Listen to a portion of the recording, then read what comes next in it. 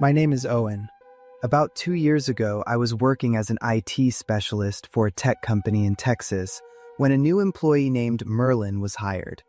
He had an impressive resume with a degree from a prestigious university, but his physical appearance was an insult to a professional office environment. Merlin always wore clothes that were wrinkled and badly faded, and sometimes they were covered with strange, dark stains. But the worst part was the smell that radiated from him, a pungent, suffocating mix of rubbing alcohol and heavy bleach. Nobody wanted to get close to Merlin. Everyone was polite to his face, but their avoidance was obvious because they always found an excuse to leave the room whenever he showed up. Since I was the person assigned to train new hires, I had to interact with him whether I wanted to or not. After a few days of talking to him, I was actually impressed by how smart he was. Since we had to attend meetings with outside partners, I tried to give him some subtle advice about his choice of clothes. Merlin just laughed it off and said it was his special hobby. One night, the two of us worked overtime until almost 9 p.m. When we finished, Merlin suddenly asked if I wanted to go to his place to see something interesting. For some reason I still don't understand, I agreed to go. Merlin's apartment was in an old complex quite far from the city center. As soon as he opened the door, I immediately regretted coming. The inside looked like a junkyard. Clothes were scattered everywhere, on chairs, across the floor, and piled up in heaps mixed with cardboard boxes and empty bottles. The air was thick with the choking smell of medical alcohol and cleaning chemicals. Merlin opened a cardboard box and pulled out a man's jacket with a massive stain right on the chest. He began to cradle it, stroking the fabric gently. He whispered about how great the jacket was and said the previous owner had a vibrant life before being crushed to death by a semi-truck. I stood there frozen. I was shivering, and I couldn't make sense of what he was saying. He looked at me and happily explained that he bought clothes from dead people on the dark web. I tried to keep my voice steady and asked him why on earth he would do that. Merlin held his head high with a very confident air. He spoke very clearly about how he wanted to help the dead continue their lives by wearing their clothes. Then he stepped closer, his voice dropping to a whisper. He told me that lately, buying clothes from the internet wasn't satisfying enough anymore. Merlin said he wanted clothes that still had the fresh scent of a recent death. Merlin started talking about homeless people, saying that if they disappeared, nobody would even notice. I couldn't take another second of it. I stammered an excuse about feeling sick and walked as fast as I could toward the door. Merlin didn't try to stop me. He just stood there, watching me leave with a blank stare that was absolutely terrifying. I left that apartment in a state of total shock. For the next few days, I avoided Merlin at all costs. I only talked to him when it was absolutely necessary for work, kept my distance, and made sure I was never alone with him. A week later, Merlin vanished. At first, everyone thought he was just out sick. Later, HR said they couldn't reach him and terminated his contract. Merlin's desk was cleared out, and his internal accounts were locked. His name slowly faded away from office gossip. I never went to the police because I had no evidence other than the ramblings of an eccentric guy. To this day, I still don't know if Merlin actually carried out the things he hinted at. I don't know if he disappeared because he ran away, moved to a new city, or because he did something truly horrific. Ever since then, whenever I pass a homeless person on the street, I unconsciously stop to look at them a little closer. And every time I smell the scent of bleach, I am instantly taken back to Merlin's horrifying apartment. I still wonder, did he really go through with his twisted plan to become a killer?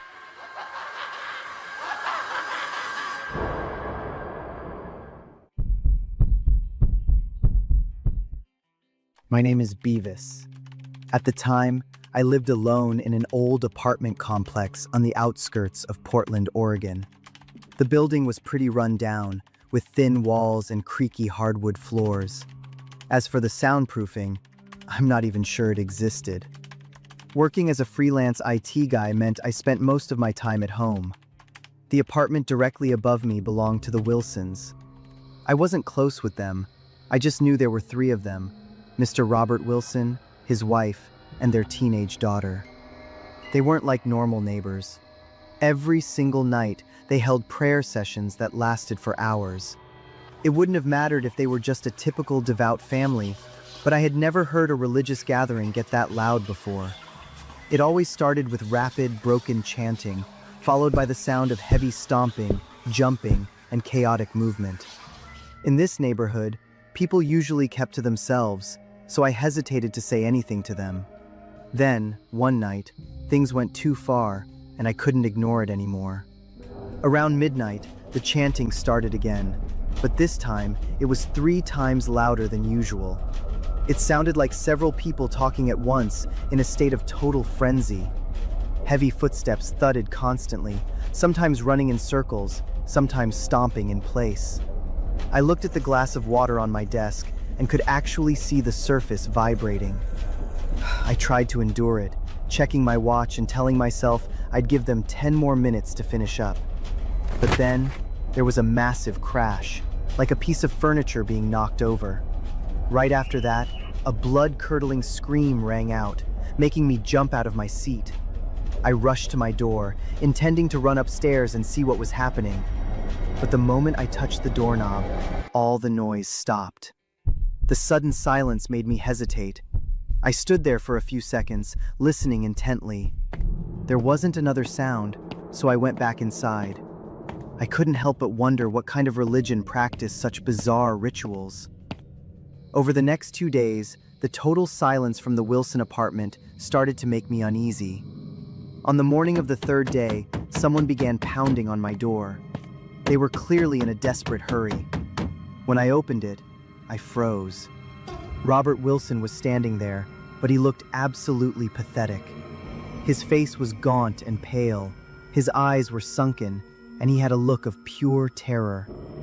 His clothes were covered in filth, and a stench so foul wafted off him that I had to hold my breath.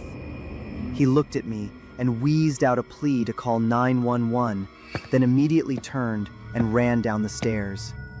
He was in such a rush that he tripped and fell, but he didn't waste a second getting back up to keep running. I felt a deep sense of dread. Without thinking, I grabbed my phone and ran up to their apartment. The door was unlocked. When I pushed it open, a horrific smell hit me like a physical wall. I had to stop for a few seconds just to keep from gagging. The scene inside was beyond anything I could have imagined. Every inch of the floor, walls, and furniture was covered in a thick, disgusting residue. Trash was scattered everywhere. I stood frozen in the middle of the living room until I saw their daughter. She was lying motionless, her body curled in a cramped position. I didn't dare get close. I didn't want to disturb the scene if the worst had happened. The police arrived and cordoned off the area. The investigation moved quickly, and the truth they uncovered haunts me to this day. A few weeks before the incident, the girl had fallen ill. Instead of taking her to a hospital, the Wilsons believed she was possessed by a demon. They thought the whole family was infected and needed to be purified. Believing that demons were repelled by filth, they began a sick ritual. They ate their own waste and vomit, repeating the cycle in an uncontrollable frenzy. The noises I had been hearing all those weeks were part of that ritual. The scream I heard that final night was the moment the girl reached her breaking point. She had passed away because her airway became blocked. The Wilsons were arrested, but the court eventually ruled that they suffered from shared psychotic disorder and were not mentally fit to be held criminally responsible. They were acquitted. I moved out of that apartment immediately, taking only my documents, phone, and laptop. To this day, it's not just what I saw that haunts me, it's what I heard and chose to ignore. I live in a sturdy house in a nice neighborhood now, but I still imagine I hear footsteps echoing from the ceiling. Worse yet, there are moments when I swear I can still smell that stench and hear the faint chanting of people lost in a broken faith. This story is based on a real event from 2005 in Kaohsiung, Taiwan.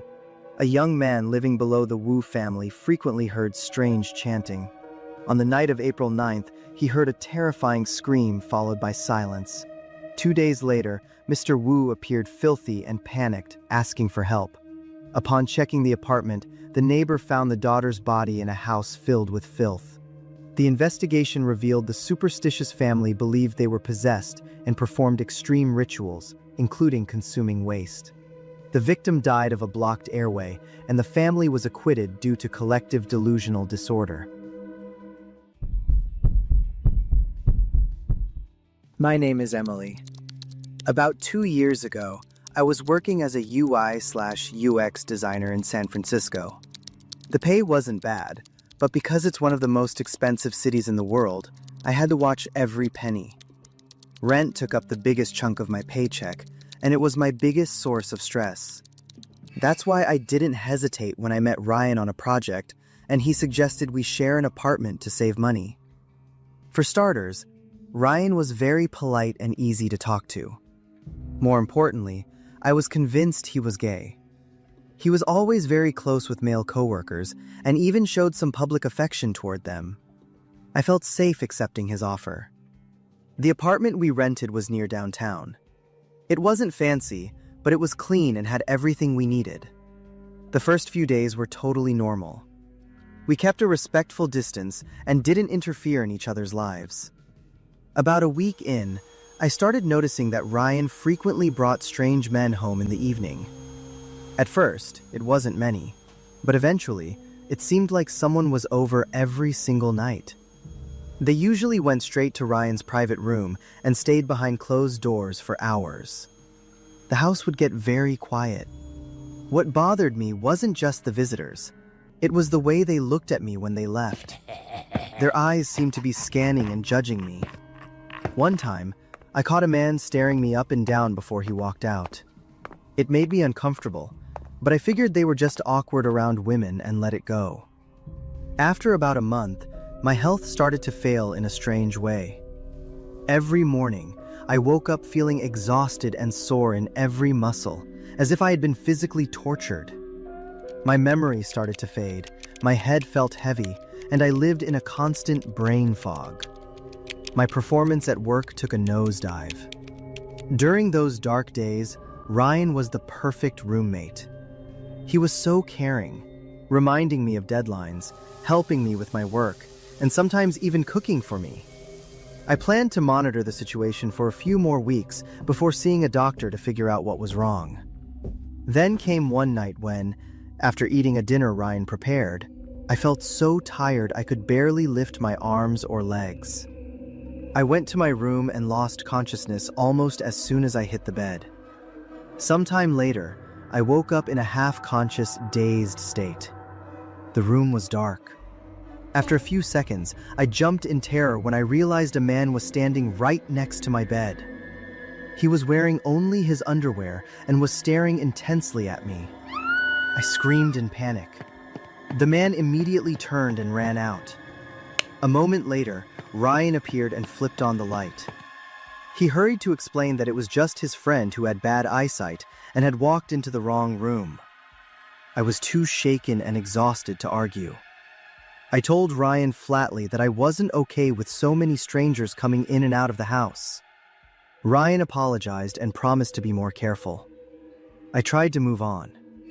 A few days later, my life changed forever because of a single text message. That morning, Ryan left his phone on the table while he went to shower. I happened to look down just as a notification popped up. She makes me excited. I'll pay triple to get my turn sooner. I stood frozen as I read those words. She, pay triple, my turn.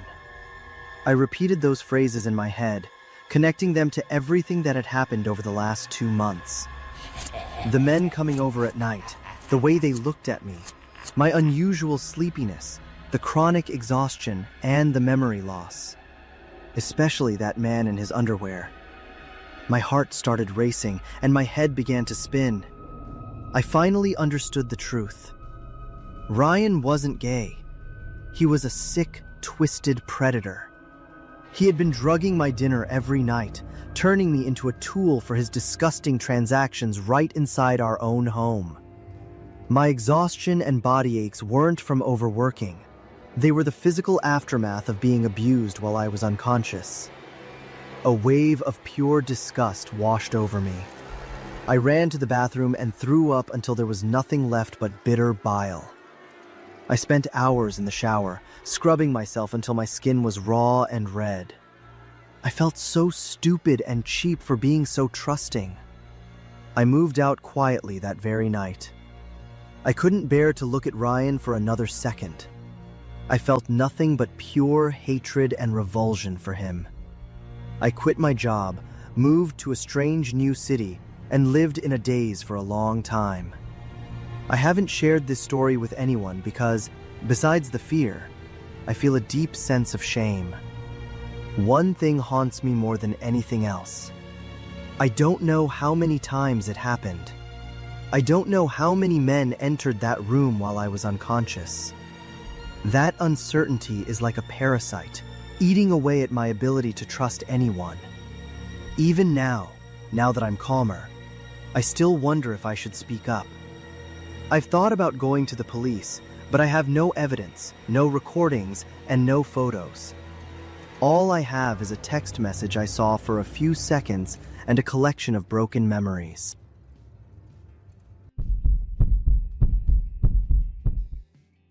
My name is Robbie. The story I'm about to tell happened about 9 years ago. Back then, my life revolved entirely around computer screens, deadlines, and pulling all-nighters. Eventually, my body couldn't take it anymore, and I had to be treated for early-stage liver cancer. That was my wake-up call. I realized if I didn't change, I was going to destroy myself. As my health improved, I started getting into outdoor activities. Hiking became my way to build back my strength and give my mind a break. At first, I went with groups, but after a while, I started heading out alone to enjoy the peace and quiet. One day, I went on a trip just like that. I chose a trail that was pretty remote. In a section where there were hardly any footprints, I spotted a cabin. It was tucked away from the main path, surrounded by weeds that were taller than my knees. Trash, old junk, and rusty pieces of metal were scattered all over the place. The roof was sagging, and the wooden walls were rotting. It looked like the place had been abandoned for a long time. I was about to turn around and keep moving when a man in his late 50s suddenly stepped out from behind the cabin. He looked disheveled and messy, but his face seemed kind and natural. He claimed to be the owner and asked me for a small favor. He needed help carrying an old cabinet outside so he could throw it away. I figured I was out there for exercise anyway, so I'd be a nice guy and help him out. After we finished, he insisted that I stay for a cup of tea as a thank you. As we sat inside the dark, musty cabin, he started telling me his life story. He claimed he used to own a big ranch at the base of the mountain, but a business partner scammed him out of everything. He said his family had split up, which is why he moved up here to live like a hermit.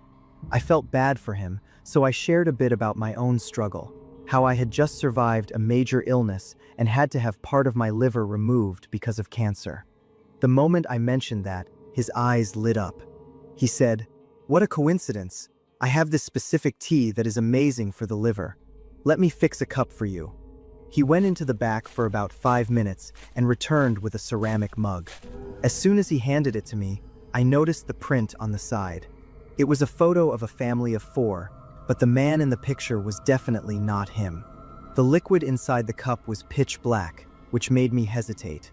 I didn't drink it right away. Instead, I told him I'd wait for it to cool down.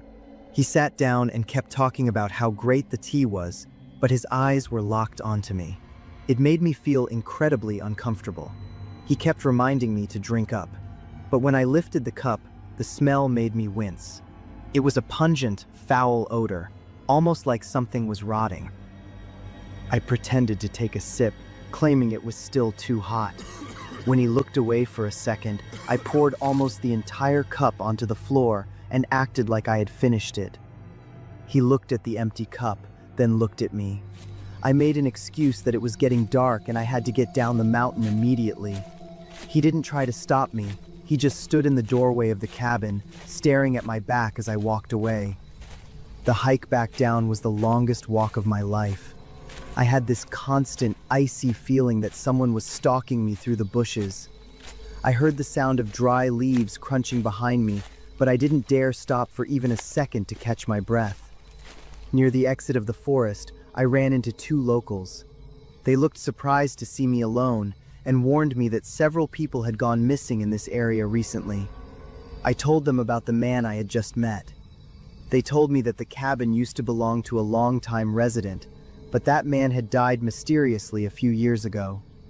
When his body was found, it was so badly decomposed that they couldn't even determine the cause of death. More importantly, they told me that the area was part of a nature preserve. It was illegal for anyone to build a house or live there permanently. When I asked about the liver tea, they told me that any herbal tea meant for the liver should be light yellow or slightly cloudy, never pitch black. That was when the reality hit me. I had just escaped a brush with death. I am convinced that man was a criminal on the run, or maybe even the person who murdered the original owner to take over the cabin. That family mug was likely a relic from his victim. That black tea was almost certainly poisoned, and he had been following me, waiting for the toxin to kick in so he could catch me when I collapsed. I thought about calling the police, but I never did. All I had were guesses. I had no hard evidence or witnesses other than two locals who only knew pieces of an old story. That experience has never left my mind. Since that day, I have never gone hiking alone again.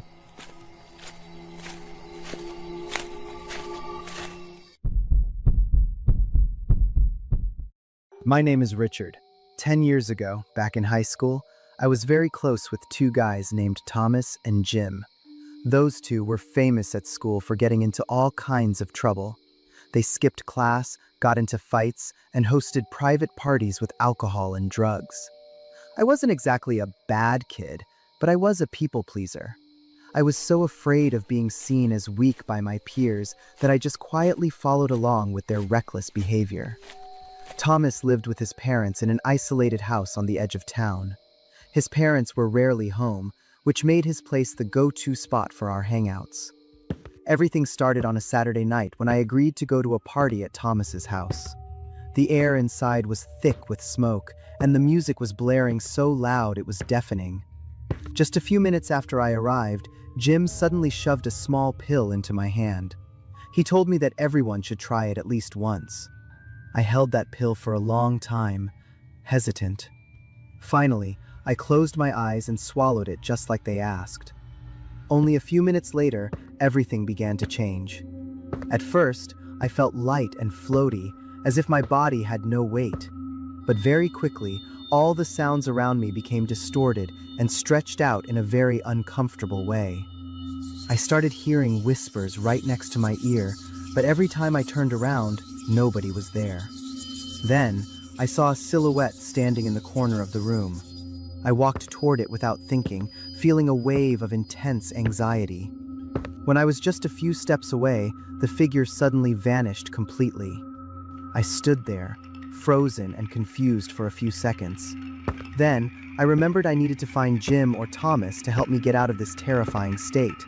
But they completely ignored what I was saying. They just kept dancing and jumping around.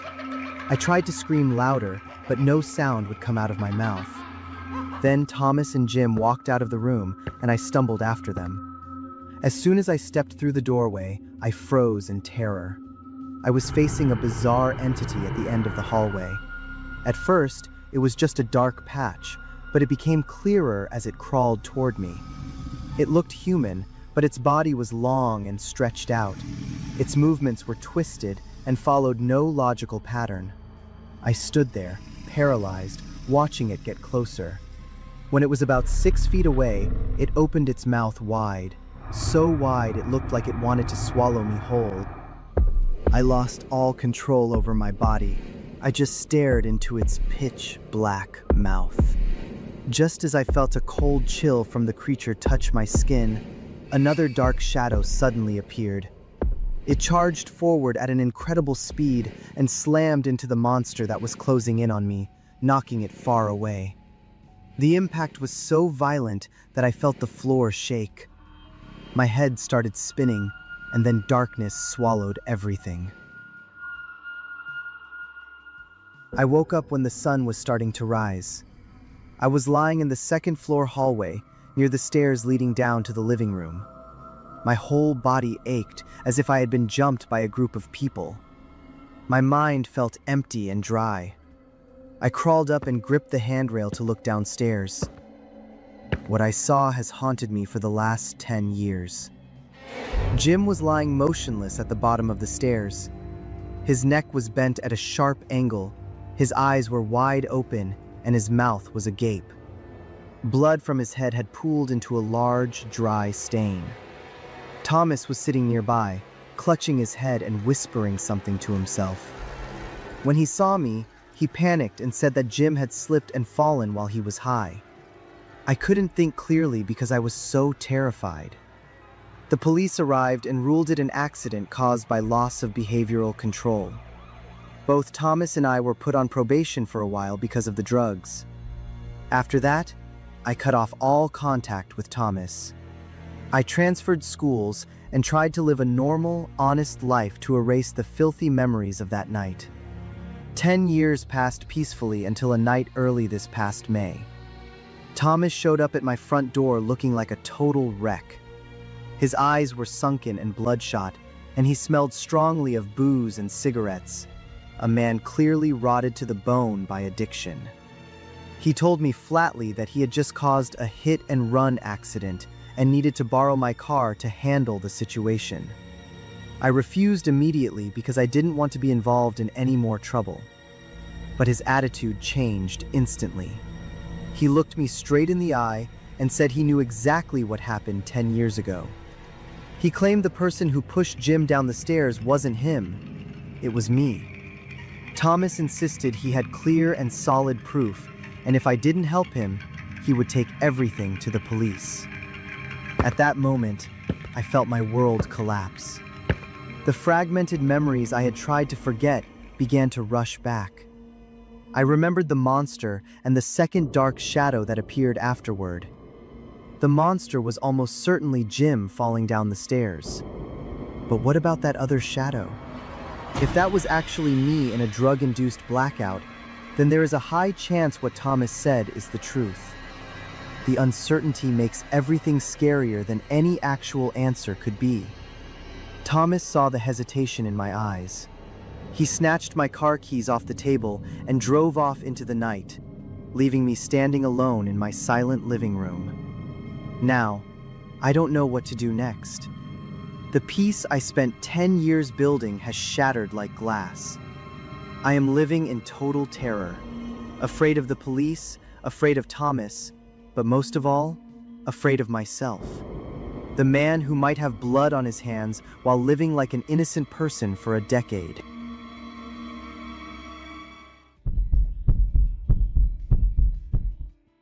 I am harboring a terrifying family secret.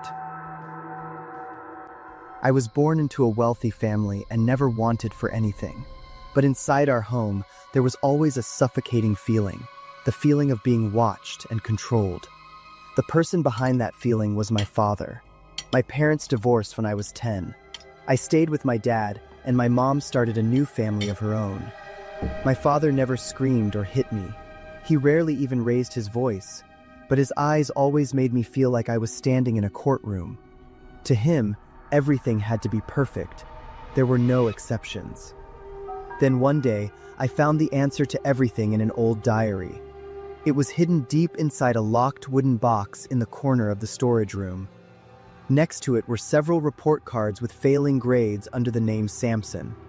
The first few pages were filled with heavy, pressured notes. April 12th, failed another class. Dad will kill me if he finds out I'm off the school roster. I have to create a cover story. I'll tell them I'm working as a rescue diver. My parents seem so proud. I'm safe for now. May 20th. I took it even further. I told them I got a job at SpaceX. Mom cried tears of joy. I shouldn't have done it. but I can't turn back now.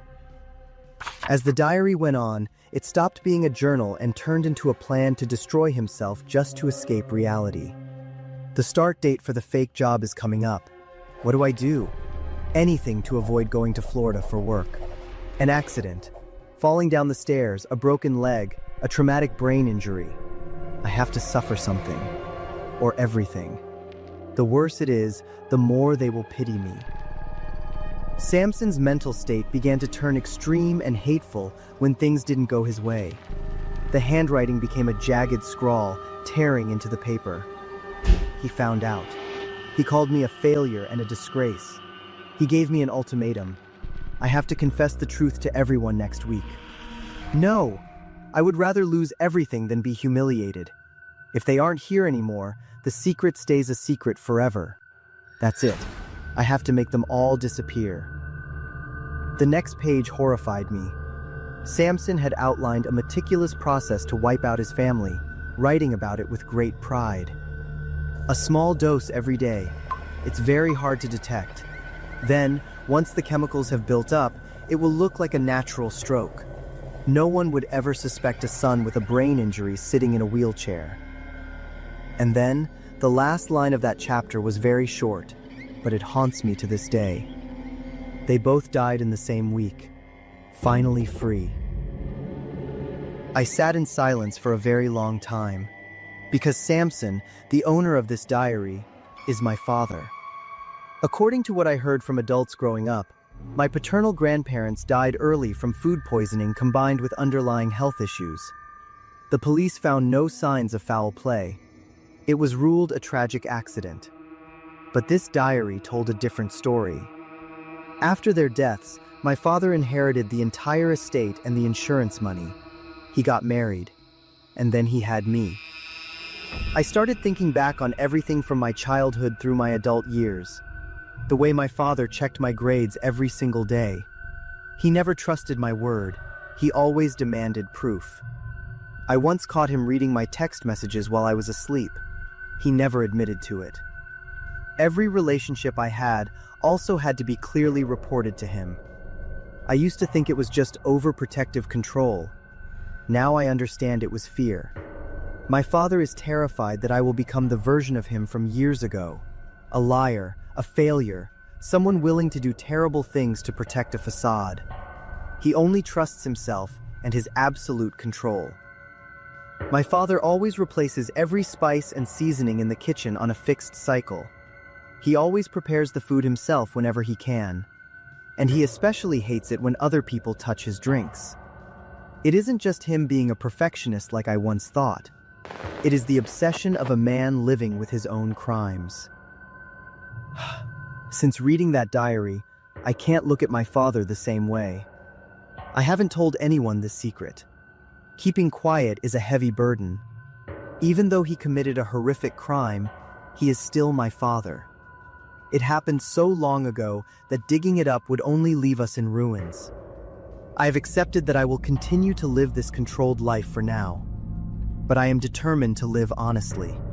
No covers, no disguises. I will work hard to earn my own way, and then I will leave this house as soon as I can.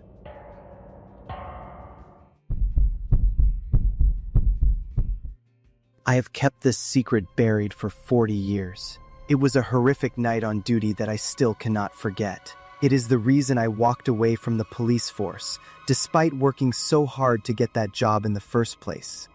I was 21 years old at the time. I had just been hired in a poor, coastal district that lacked almost everything. During a night patrol shift, my partner and I received a call from residents near the South Beach. They said they saw something resembling a body washed up on the sand. We drove to the scene. When we arrived, we froze. It was the naked body of an adult man. Even worse, the corpse had no head.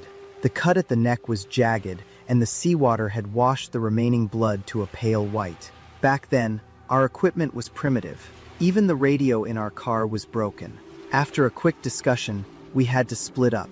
My partner would drive back to the station to report and bring the forensics team in the morning, while I had to stay behind to guard the scene. I was young, inexperienced, and desperate to keep my job, so I agreed to stay. I stood a safe distance from the body and kept watch. The night became eerily still. There wasn't a breath of wind, only the steady, rhythmic sound of waves hitting the shore. The silence of the ocean at night has a strange, hypnotic power. I sat on a rock a few yards from the body, straining my eyes into the dark. But after several exhausting shifts, and in that absolute quiet, my mind began to fade. I told myself I'd just close my eyes for a second, but I fell into a deep sleep. When I woke up, the sun hadn't quite risen. My heart stopped when I looked at the spot on the sand. The body was gone. I was in a total panic. If the investigators arrived and the scene was empty, I would be fired or severely disciplined for sleeping on duty. In a desperate frenzy, I ran along the shoreline, hoping the body had just drifted into a nearby rock crevice. After walking a long way, I saw a man crouching behind a large reef. He was holding a small hatchet. I ran toward him, intending to ask if he had seen anything unusual. But the moment he saw me, he looked incredibly guilty. His eyes darted around, and his hands trembled as he tried to hide the axe behind his back. Before I could say a word, he stammered, "I didn't mean to. It was an accident. I just wanted to hide him for a while." I stopped in my tracks, my hand instinctively dropping to my holster. I realized right then that this man was the killer. He had returned in the night to drag the body away while I was asleep. But before I could draw my weapon, he lunged at me like a cornered animal, swinging the hatchet. Everything happened so fast. We struggled, and he attacked me with a crazed strength, clearly trying to eliminate the witness. In a split-second fight for survival, with the blade inches from my neck, I pulled my gun and fired. The bullet hit him square in the forehead. He dropped instantly. It took a long time for me to process what I had done. I looked at the man I had just shot, then out at the empty beach. I had killed a murderer, but I had done it while failing my duty. If I told the truth, my career would be over because I had lost the original crime scene. In a state of pure terror and desperation, I made the darkest decision of my life to save myself. I dragged the killer's body into a hidden crevice and stripped him naked. I used his own hatchet to take his head. I threw the head and his clothes into the deep ocean to erase his identity. Then, I hauled this new, headless body back to the beach and placed it exactly where the first victim had been.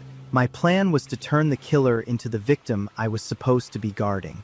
A short while later, when my partner returned with the investigators, I luckily reported that the scene remained untouched. They examined the headless corpse, and since it matched the original description, they never suspected a thing. However, that secret became a life sentence for my soul. To this day, I still don't know where the original victim's body went, whether the killer hid it elsewhere or the tide swept it away. I used a barbaric act to protect my career. I swapped the villain for the victim just to cover up a few minutes of sleep. I resigned from the force shortly after. For 40 years, I have lived with an unquenchable guilt.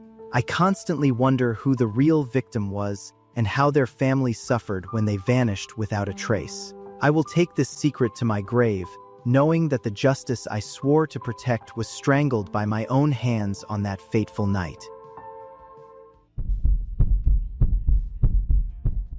Back then, my parents both worked long hours, so I was raised by a nanny named Carol.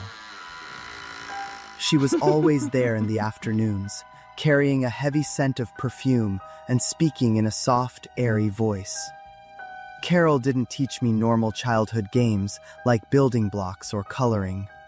Instead, she told me strange stories, and she constantly talked about the other world. One afternoon, she led me into the bathroom. She told me she was going to teach me a special game called the bathtub game. She was very clear about the rules. First, I had to play alone. No one else could be in the room. Second, I had to mix the water with plenty of soap and a dark liquid she had prepared until the water became so murky that it no longer reflected anything. Third, I had to endure the scalding hot water without crying out in pain, and I wasn't allowed to turn my head, no matter what I heard. And most importantly, I had to believe in what I saw, and wait until the light completely disappeared. I asked her what the prize was for winning, and Carol said I would gain freedom.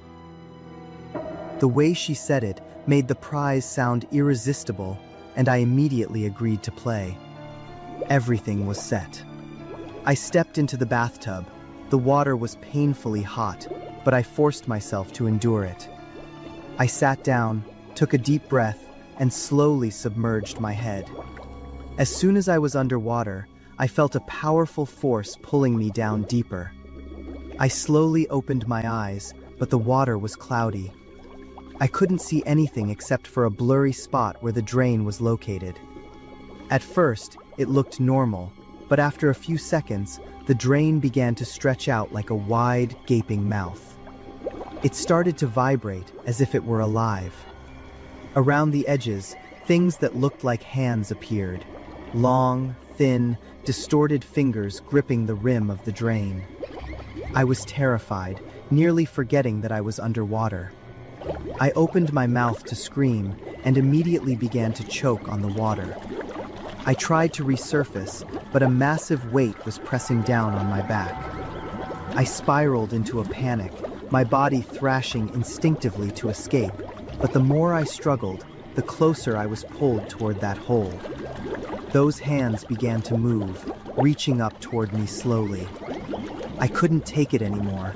I couldn't think of anything except getting out at any cost. The pressure in my chest felt like it was going to explode. My vision blurred, and then the light truly vanished. Not because I closed my eyes, but because everything around me sank into total darkness. Everything ended abruptly, and I lost all sensation. When I woke up, I was in a hospital bed. My parents were standing beside me, looking incredibly worried. They said I had fainted in the tub due to carelessness, and that I was lucky Carol had found me in time to save me. No one mentioned the game or asked why I did it, and I didn't tell them. But the most haunting part wasn't what I went through. It was the feeling that I had lost. I failed to finish the game, and because of that, I never received the freedom Carol had promised. As I grew up, I tried to recreate that game many times. I followed every step and every rule perfectly, but nothing ever happened. No hands, no pulling force, no widening drain, just normal water and silence. I slowly realized that the door probably only opens once, and I had missed my chance. A few days ago, I told this story to my son. He wasn't scared. Instead, he was fascinated. He asked me about the rules, about Carol, and about the prize. Finally, he asked me if he would win if he did everything right. I didn't answer him. Now, I am standing outside the bathroom door. My son is inside. I heard the sound of water splashing at first, but now, everything has gone silent. My hand is on the doorknob. All I have to do is turn it, and I could pull him out and end this right now. A part of me wants to do it immediately, but another part whispers that if I do, I will steal the only chance he has to win the game that I lost. I stand perfectly still, not moving, hardly daring to breathe. My phone is buzzing constantly with calls and texts from my ex-husband because I took our son from his house without permission. But I don't care.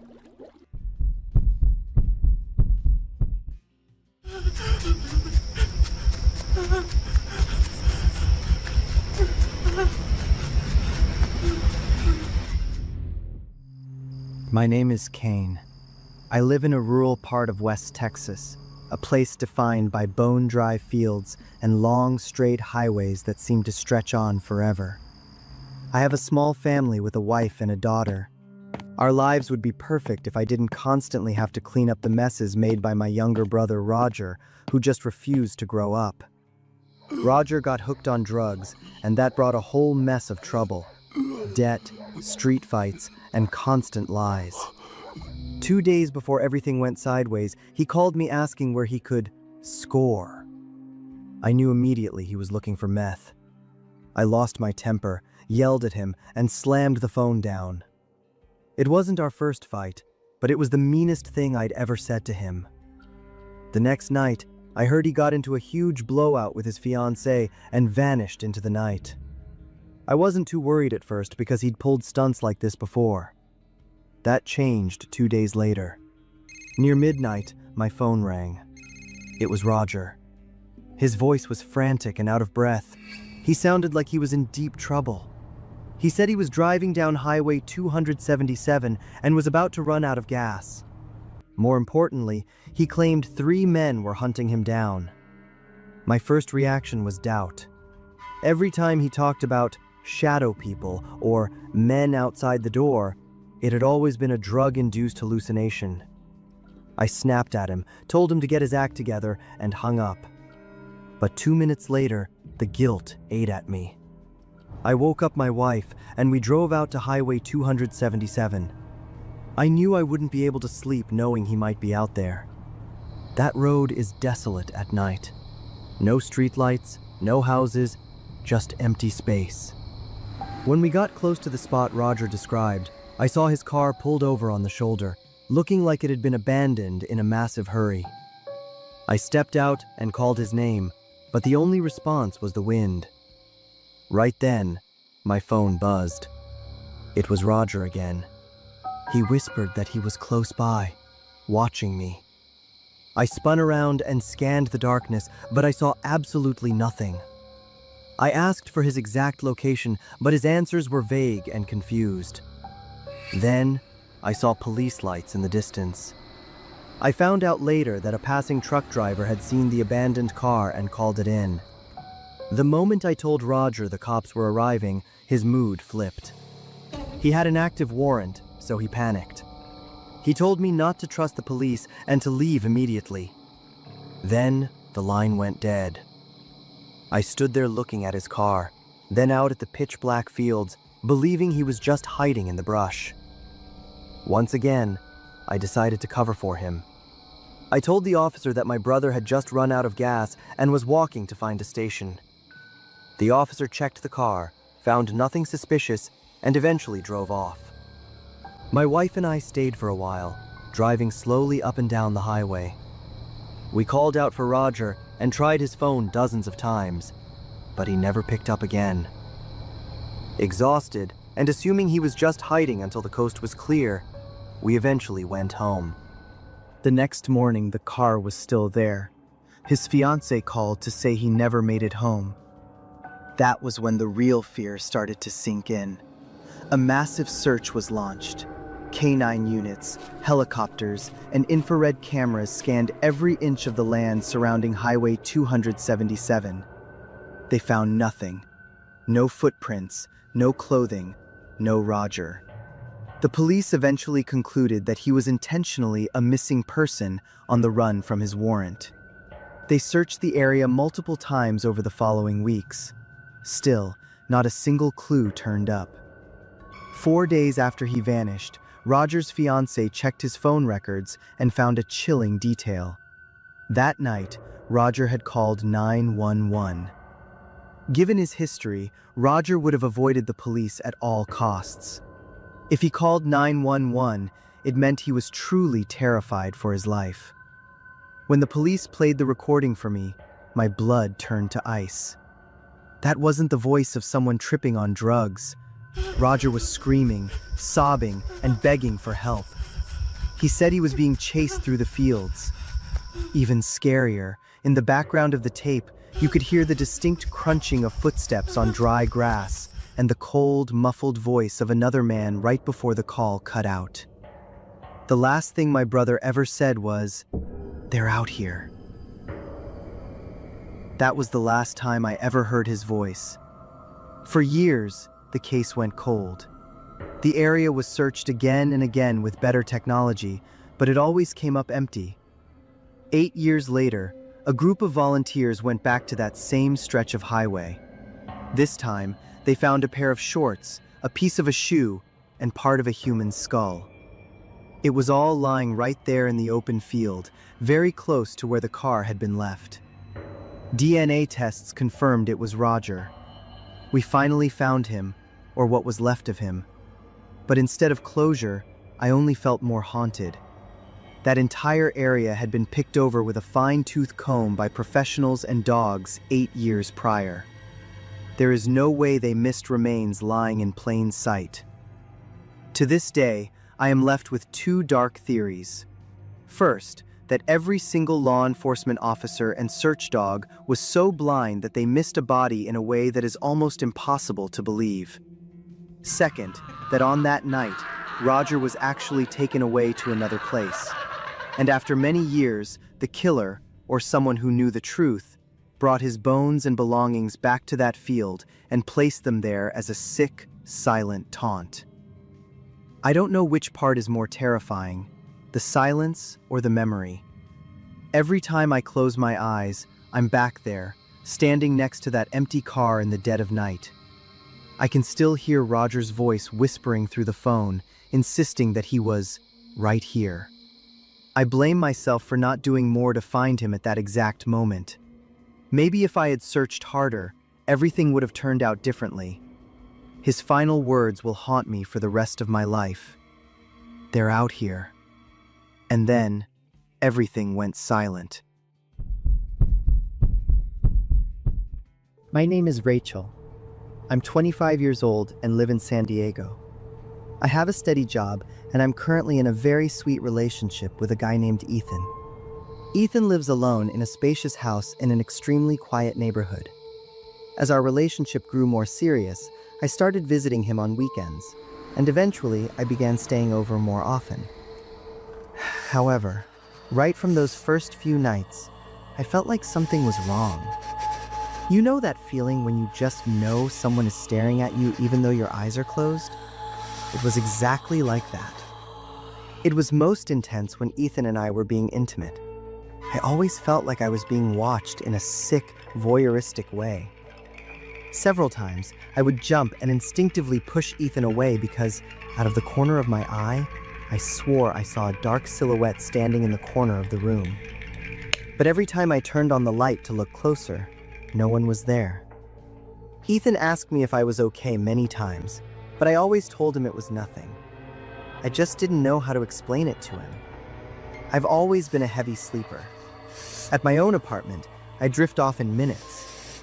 But every time I stayed at Ethan's, my body refused to rest. I would toss and turn for hours, then wake up suddenly in the middle of the night for no reason. Sometimes I'd wake up with my heart racing and my body ice cold, but I could never remember what I'd been dreaming about. The house was dead silent at night, but that silence only made me more restless.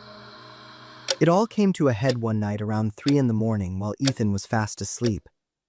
I looked around the room and gasped when I saw a figure flicker past. I couldn't see a face, but the shape was definitely that of a woman. I froze for a few seconds before shaking Ethan awake. At that point, I could only come to one conclusion. Ethan was hiding someone. Maybe it was another woman. Maybe she had a key, or maybe she was sneaking in whenever I wasn't around. Ethan insisted he only loved me. To prove it, he turned on every light in the house and walked me through every room to check. There was no one. There were no signs of a break-in. Ethan wasn't annoyed at all. He comforted me and even mentioned he would renovate the house so I would feel more comfortable. I was touched and figured I was just overthinking everything. But over the following days, things got much worse. I started hearing a woman's laughter at night. The first time it happened, it was so faint and disappeared so fast that I thought I'd imagined it. But after that, it became clearer and more frequent. It was a high-pitched, broken sound, partly excited, partly painful, and definitely female. I didn't tell Ethan because I was starting to doubt my own sanity. I figured sleep deprivation was causing a mental breakdown and making me hallucinate. Then, one night, I woke up to that sound again. This time, it was coming from the backyard. Without turning on the lights, I quietly slipped out of bed and crept down the hallway to the back door. The laughing continued, sometimes stopping, sometimes erupting into trembling fits. I unlocked the inner glass door but kept the outer iron security gate locked tight. Peering through the narrow gaps between the bars, I looked out into the yard. I went numb. Right on the other side of the gate leading to the back alley, a girl was crouching on the ground. She was bone thin, her hair was matted to her face, and her skin was a ghostly pale white that stood out in the dark. The most horrific part was that she was biting her own fingers. I saw her teeth sink deep into her flesh, and then she used her other hand to rip away small pieces of herself, tossing them into the yard. Blood was streaming down her wrists, but she had a look of pure delight on her face. Sensing my presence, she stopped. She slowly lifted her head and looked directly at me through the bars. Her smile grew wider, and her eyes lit up with excitement. She crawled closer to the gate and in a distorted voice begged me to let her in. Please let me in. I want to see Ethan. Please. I love him so much. I miss him. I stared at her bulging eyes and her bright red mouth that spat blood as she spoke.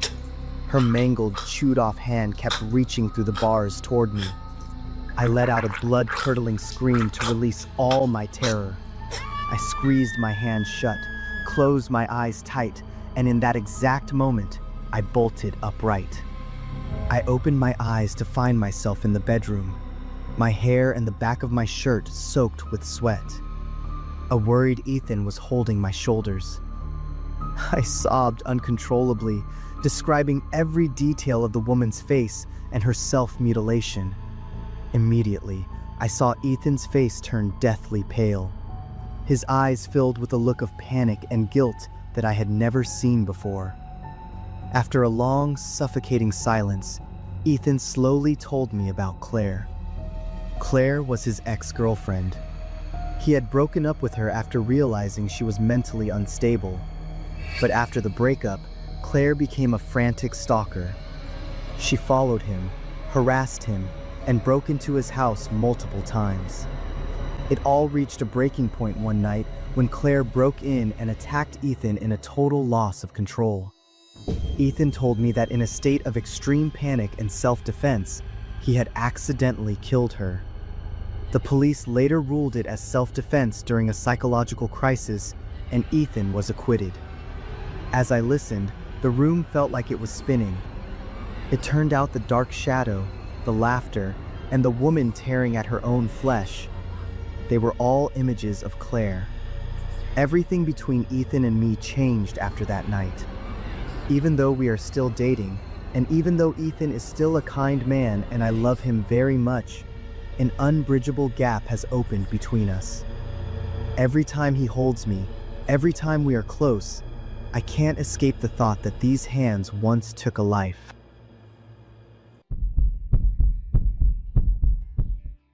My name is Laura, and I work in marketing for a media company in Denver, Colorado. To tell you a little bit about my interests, I am a huge animal lover, especially dogs. However, I don't have a dog of my own right now because my current living situation just doesn't allow for it. I have a close coworker named Stella. We share the same love for animals, and Stella has a golden retriever named Milo. I usually drop by her place on the weekends to play with Milo just to get my dog fix.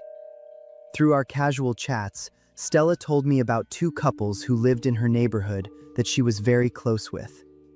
For the sake of the story, and to protect their privacy, I'll just call them Couple A and Couple B. They all met while walking their dogs at the local dog park and became fast friends. I had met them a few times at Stella's house. Couple A seemed very intellectual. The husband was a lawyer and the wife was a teacher. Couple B was more high energy. Both of them worked in the creative industry. Seeing the way they pampered their dogs and laughed together, anyone would have thought this was a textbook example of a perfect friendship. Everything seemed perfectly normal until one specific night. That evening, I stopped by Stella's house to pick up my phone. I had left it at the office, and Stella was kind enough to bring it home for me. I arrived just as Stella and the two couples were having a small wine party. They even let their dogs run around together in the house. They invited me to stay and join the party, and I happily agreed. At first, the atmosphere was very relaxed and cozy. Stella and the couples talked about work and shared tips on raising pets. I didn't drink much because I mostly wanted to play with the dogs. But then, as the wine bottles started to run dry, the mood of the party began to take a terrifying turn. The jokes, which started out harmless, suddenly took on a sharp, bitter edge. I started to get goosebumps when the husband from couple A began making aggressive, mocking remarks toward his wife and the husband from couple B. At first, I thought he was just drunk, but the tension in the eyes of all four of them made my blood run cold. Stella seemed to notice it too. She became quiet, just sitting there listening and occasionally glancing at me with a look of pure confusion and worry. The subtle jabs quickly escalated into blunt insults. The air in the room became thick with tension. Even the three dogs stopped playing and stayed still. The peak of the tragedy happened in the blink of an eye. The insults turned into screaming matches and heavy accusations of infidelity being thrown in each other's faces. Stella stood up to try and intervene, but at that exact moment, the husband from couple A lunged to his feet. He pulled a handgun from behind his belt and pointed it directly at his wife's face. Stella and I looked at each other in total panic. We didn't say a word, but we moved in perfect sync. The two of us scrambled to grab Milo and the other two dogs, dragging them toward the nearest bathroom. I stumbled over my own feet, using every bit of strength I had to hold on to two of the dogs while my body shook with terror. We locked the bathroom door, and Stella dialed 911. But before the call could even connect, several gunshots rang out right outside the door. We huddled together and burst into tears, while the dogs barked uncontrollably at the noise. Then, a heavy, suffocating silence followed. We didn't dare move or leave our spot. We stayed there until we heard the front door being kicked in, the sound of heavy boots, and the voices of officers barking orders. We knew the police had finally arrived. When we stepped out, even though I had tried to prepare myself, I was still completely shocked by the scene in front of me. The wife who had the gun pointed at her was lying motionless on the floor, her body covered in blood. The husband from couple B was the same way. His head was unrecognizable from the multiple shots that had hit him. The shooter had already been tackled and restrained by the police. He just sat there, his eyes empty and wild. The wife from couple B was collapsed in the corner of the room, having a total mental breakdown.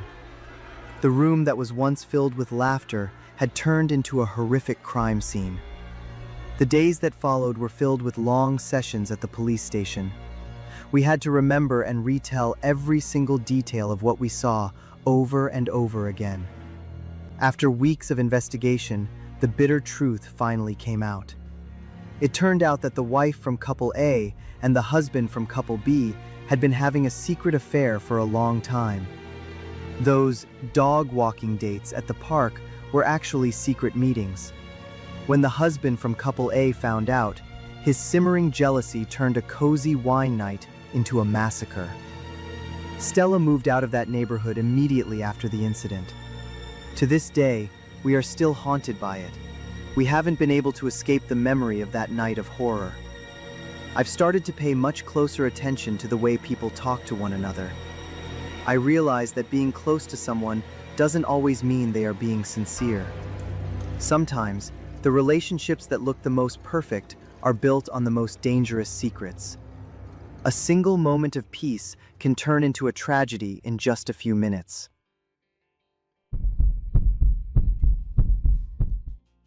Hi everyone, I'm Bennett. I'm 29 years old and I live and work in Los Angeles. The story I'm about to tell you happened about 6 months ago, right at the Lafayette apartment complex where I had just moved in. At the time, I had only been in the area for about a month. Since I work as a freelancer from home, my world mostly revolved around my four walls and a computer screen. To keep myself from going stir-crazy, I started a habit of going out for a walk every evening. During those walks, I started noticing a woman who looked homeless. She wore filthy clothes, her hair was matted, and she usually sat on the ground in front of a nearby convenience store, chain smoking. Every now and then, she would give passers-by a very cold, unpleasant look. One day, I saw her getting into a heated argument with the store owner. The reason was simple. She didn't have any money, but was stubbornly demanding a pack of cigarettes. The owner, a pretty tough guy, lost his temper and started shouting. Eventually, he had to call the cops to get her removed. At the time, I just thought she was an out-of-control addict who was more pity than anything else. After that day, she disappeared for a while, and I almost completely forgot she existed. That was until one night when I was walking home late from a bar. As I passed the closed convenience store, I saw two silhouettes standing in a dark corner on the side of the building. They were making some suggestive noises, and I couldn't help my curiosity, so I stopped to look. I immediately realized it was the homeless woman and the store owner. They were standing very close to each other, and the vibe was incredibly strange and shady. She had her hand on his chest, something, while the owner stood perfectly still, seemingly accepting the touch. They looked like a couple having a secret affair.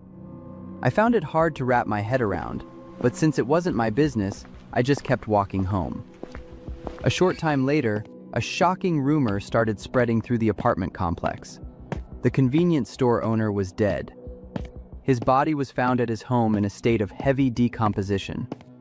The initial word on the street was that it was a suicide. I was stunned, thinking that maybe the pressures of life had finally pushed him over the edge. About 2 weeks after the owner's death, the homeless woman reappeared, and this time, she actively approached me. While I was out on my walk, she walked up to me, the heavy stench of cigarette smoke blowing right into my face. With a blank expression but a very suggestive tone, she asked me to buy her a pack of cigarettes because she was broke. Before I could even say no, she added a kicker. She promised she would do whatever I wanted in return. She even flashed me right there in the middle of the street. In that moment, I felt a mix of disgust and a strange sense of curiosity. I wasn't tempted by her appearance at all, but I wanted to know exactly what this trade was. I bought the cigarettes, and after she took them, she signaled for me to follow her. She led me into a dark alley. The deeper we went, the colder and quieter the air became. Near the end of the alley, I saw a car parked there. The lights were off and the windows were tinted, but I could clearly feel that someone was sitting inside, watching us. I started to hesitate and asked her again about the trade. She gave me a vague answer, intentionally dodging the question, and told me to just walk a little further. But ahead of us was a dead end in that suspicious car. When I firmly refused and turned to leave, her attitude flipped instantly. She grabbed my arm tight, her voice becoming frantic and pleading. She begged me to stay for just 5 more minutes. Right then, a massive alarm bell went off in my head. She didn't want to trade her body. She was trying to stall for time so the person in the car could make their move. I yanked my arm away and ran out of that alley with every bit of strength I had. Just seconds later, I heard a car door click open. I glanced back and saw a tall man stepping out of the vehicle. He stood perfectly still in the shadows, staring intently at my back as I fled. He didn't chase me, but his gaze was so cold that I'm convinced I just narrowly escaped a death sentence. I ran all the way home, locked the door tight, and collapsed on the floor. My heart was pounding so hard I thought it would explode out of my chest. A few days later, the police released some of the investigation results regarding the store owner's murder. Once again, the whole neighborhood was buzzing. I was horrified. The owner hadn't committed suicide. He had been murdered in a blackmail or robbery trap. Everything immediately clicked in my mind based on what I had seen. That homeless woman was likely just the bait, and the man in the car was the one who actually did the deed. The store owner had probably been lured into a similar trade before, but he didn't get the chance to run like I did. I went to the police and told them the whole story, but the woman had vanished once again without a trace. To this day, the case remains unsolved. Whenever I look back on it, I still shudder, realizing that if I had been a little slower or just a bit more curious that night, I might not be sitting here to tell this story. My name is Daniel. I was a delivery driver in New York City for nearly 6 years before I got caught up in a scam, lost my job, and ended up homeless. I lived on the streets, mostly hanging around the subway stations in Manhattan. During those dark months, I was lucky to have Vincent. Vincent was older than me. He always had a scruffy beard, and his jacket constantly smelled like old cigarettes. But he was kind and warm-hearted. We didn't ask about each other's pasts. We just treated each other with genuine respect. One day, Vincent told me he was heading down to the downtown area because tourists there were more likely to give out spare change. But after he left, nearly 2 days passed and he didn't come back. I started to get really restless. On the second night after Vincent left, I had a terrifying nightmare. I saw Vincent lying on the cold concrete, writhing in pain. His hands were clutching his stomach, and his face was twisted and purple from an unbearable agony. The dream worried me so much that the next morning, I decided to go look for him. I went to all his usual spots. I asked around the subway stations and checked the alleys where homeless people usually gathered. But nobody had any news about Vincent. Later that afternoon, while I was walking along a sidewalk, I heard a man scream in terror. He was another homeless man. He stumbled for a few steps and then collapsed. His body shook violently, his hands gripped his stomach, and his face became deformed with pain. Death came for him very quickly. The people around us just stood there, frozen in shock. I got goosebumps. The scene in front of me was exactly like the dream I had about Vincent. As it started to get dark, I headed back to my usual spot. My stomach was growling with hunger, and my feet were sore. Right then, I saw a well-dressed man standing on the corner handing out free sandwiches to the homeless. News about food travels fast. I walked over and received a neatly wrapped sub from him. I found a quiet corner, sat down, and shakily began to unwrap the paper. The smell of the meat made my mouth water. But just as I was about to take a bite, a voice whispered right in my ear, "Daniel, run." It was clearly Vincent's voice. I spun around, but there was nothing behind me but a brick wall. No one was there. While I was sitting there confused, another homeless man suddenly rushed at me. He snatched the sandwich right out of my hand and took off running. Hunger and anger flared up inside me, and I immediately chased after him. I caught up to him in a narrow, trash-filled alley behind a building. He had already managed to wolf down half of the sandwich. I was so frustrated that I punched him hard in the face and cursed at him. I turned to walk away, but after only a few steps, I heard a strange noise behind me. I looked back and was horrified to see the young man collapse. His body curled up, his hands gripped his stomach, and his moans faded away until he was silent. I stood there, paralyzed. I wasn't sure if he died because of the sandwich or because of my punch. Then I looked at his contorted body and the remains of the sandwich on the ground. It hit me like a ton of bricks. He had been poisoned. I hurried around to the back of the building to get away from the scene, and right there, in a dark corner next to some metal dumpsters, I saw a familiar shape. I walked closer, my legs shaking so hard I could barely stand.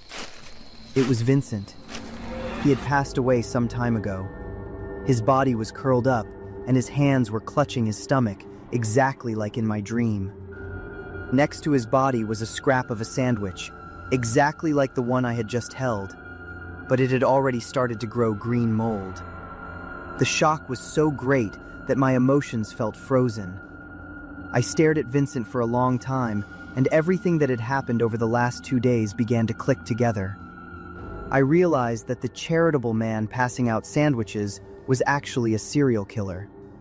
His targets were homeless people like us, people whose deaths might go unnoticed or unremembered. Those free sandwiches were his murder weapons. Later, the police got involved when the number of deaths around the subway stations increased unusually fast. All the bodies were found in the same position, curled up, clutching their stomachs. I told the police everything I could remember about the man's face, but he had vanished without leaving a single trace. To this day, I still don't understand why he did it. Since that day, I have never accepted food from a stranger again. I eventually found a job moving crates and asked to sleep in the warehouse. I'm working hard to make sure my life is no longer defined by wandering the streets or the haunting fear of hunger. And I will always remember Vincent.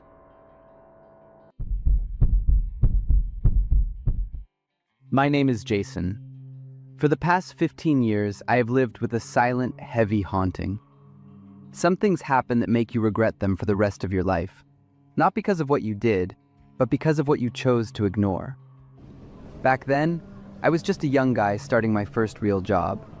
I struggled every day with the crowded New York City subways to get to work. I remember it was a late night, around 9 p.m. at the Times Square station. While I was waiting for my train, a middle-aged woman approached me. She looked pretty disheveled. Her hair was a mess, and her old clothes smelled like damp mold. She started with a very old script. She said she lost her wallet, had no money to get home, and asked for help. I had just started working and hadn't received a paycheck yet.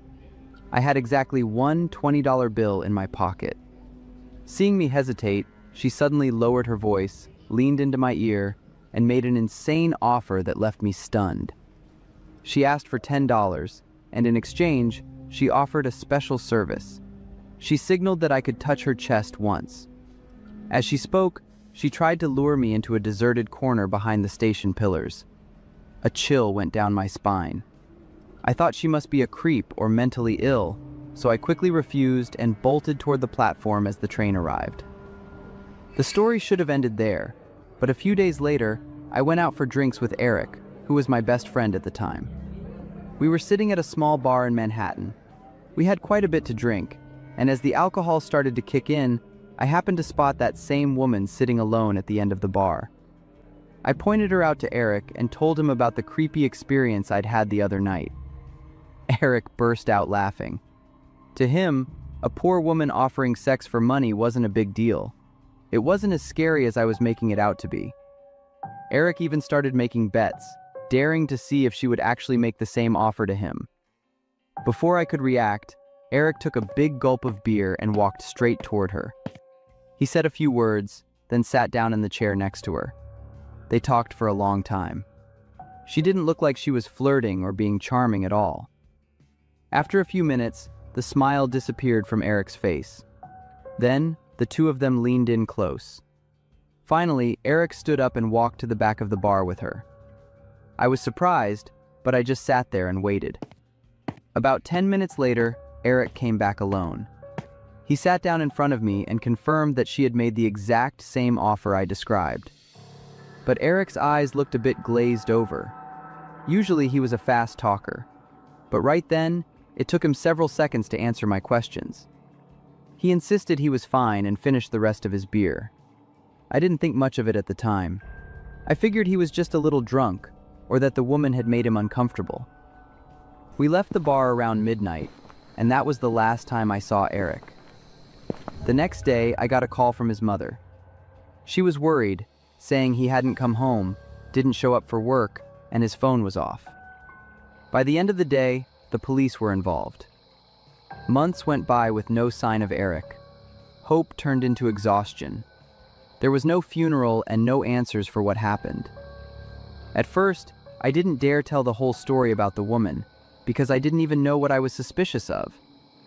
Later, I mentioned it to the police, but a story about a woman asking for money in exchange for a grope in a New York City subway station wasn't enough to be a real lead. More than a year later, when almost everyone thought Eric was dead, someone reported seeing a man who looked just like him at a subway station in Brooklyn. I went there with Eric's parents. The man huddled in the corner of the wall was indeed Eric. But it took me several minutes to believe it. He was thin, dressed in rags, and walked with a limp. His hair was hacked off unevenly, revealing patches of scarred scalp. On his wrists were thick calluses and circular scars. One of his arms was clearly weak. When he lifted it, he was slow and clumsy. Standing near Eric, I smelled a long-standing, damp body odor mixed with a sharp antiseptic scent, the kind of smell that only makes you think of a hospital. Eric didn't recognize his parents. He didn't even react when they called his name. His gaze was empty, as if his consciousness was gone. When he was taken to the hospital, the doctor said Eric had suffered a very serious head injury. His cognitive abilities were severely damaged and almost impossible to recover. His body also showed many signs of long-term physical abuse. In the hospital, I watched in horror as Eric chewed his food for a very long time, as if he didn't know how to swallow. Sometimes he would stuff his mouth full of food, his eyes darting around as if he was afraid someone would snatch it away. He even bit on paper towels, the corners of blankets, and anything within reach. All of his reflexes were off and distorted. The thing that haunts me the most is that Eric would mumble very quietly while chewing, $10 for one time, $10 for one time. Every time he said it, his hand would unconsciously reach forward as if he were begging for money. I stood there frozen, the blood in my veins turning to ice. That was the exact offer the woman at the Times Square station had made years ago. I went back to the station and asked some homeless people there. One man told me about a woman who specialized in luring men to follow her, especially young men who were drunk or curious. Those who went with her would be beaten until they were disabled, so they were easier to control, then used for begging. He said it wasn't a new story, it's just that no one ever has proof, and nobody really cares about the people who disappear in the subway. I realized with horror that from the moment Eric came back after those 10 minutes at the bar, he had probably been attacked or injected with some kind of drug. But because I was too drunk and too careless, I let my friend walk away in that dazed state. To this day, Eric lives in a care facility with the mind of a child. I still don't know exactly what happened to him during that missing year, but if I had just been firm and stopped him that night, everything might have been different. They say everything is bigger in Texas, and that includes the mistakes. I've been a bartender at a riverfront restaurant in Orange since 2011, and I will never forget the summer of 2015, or the customer named Tommy. My name is Gavin. I'm 38 years old. I started working for a man named Al back in 2011. Al had owned his place on the water since the 1960s. The restaurant wasn't fancy, but it had a real charm. Every summer, the place was packed. People came for the burgers, the cold beer, and the river breeze. When the Texas heat got too intense, people would jump straight off the private dock into the water to cool off. It was practically a local tradition. That all changed one day in June of that year. I was behind the bar when I noticed Al standing perfectly still, staring out at the dock. His face was tense, and his eyes were locked on the surface of the river.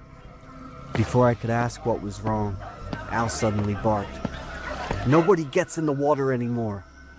The whole bar went silent for a few seconds. Immediately after, Al grabbed a marker and some paper. He wrote, "No swimming" in huge letters. He taped the signs everywhere, especially near the dock, but he didn't give anyone an explanation. The very next day, those flimsy paper signs were replaced. Al put up a large wooden sign with bright red letters, bolted to a post right at the water's edge. From that point on, swimming was strictly forbidden. The customers started complaining. Many people were annoyed and frustrated because they came there specifically to swim, but Al just kept his mouth shut. Then, around July, Tommy showed up. Tommy was about 28 years old and a regular at the bar. He was a big guy, very confident, and a bit of a hothead, though he wasn't usually a troublemaker. That night, Tommy came in with his girlfriend, Victoria. They played pool and ordered a few drinks like they always did. Close to midnight, as I was wiping down glasses behind the bar, I overheard Tommy say, "I'm jumping in that river tonight." I warned him immediately. "Tommy, you know the rules. No one is allowed in the water. Al Bandit. He looked at me with a cocky smirk. I don't care about that old man's rules, he said. With that, Tommy stood up, grabbed Victoria's hand, and walked out the door. I felt an uneasy pit in my stomach, but the bar was still busy, so I couldn't leave my post right away. About 10 minutes later, a blood-curdling scream echoed from the dock. I grabbed the flashlight and sprinted outside. When I reached the water, I froze. Victoria was standing at the very edge of the dock, soaking wet. She was shaking violently, gasping for air, her face completely white. When she saw me, she tried to speak, but couldn't get the words out. She just kept pointing frantically at the middle of the river. Tommy, it dragged him under. I didn't ask questions. I swept my flashlight across the water. The beam cut through the ripples, and then I saw it clearly. The water was stained a dark, murky red. Under the light, Tommy's body surfaced face down. His back was arched above the water, perfectly still. But the most horrific part happened a split second later. Just as the light hit Tommy's back, the water underneath him surged upward. Something massive and dark gray rose to the surface at incredible speed. In the blink of an eye, a pair of huge jaws clamped onto Tommy's lower half and yanked him down with terrifying force. His body vanished right before my eyes, as if he had been swallowed by the river itself. The water thrashed wildly, leaving behind spreading red clouds and small pieces of debris floating on the surface. Victoria screamed and collapsed, fainting on the spot. I could only stand there, staring at the water. I knew exactly what those floating pieces were, and I knew exactly which part of a human body they had come from. After the attack, the police and wildlife officials moved in. That was when the truth finally came out.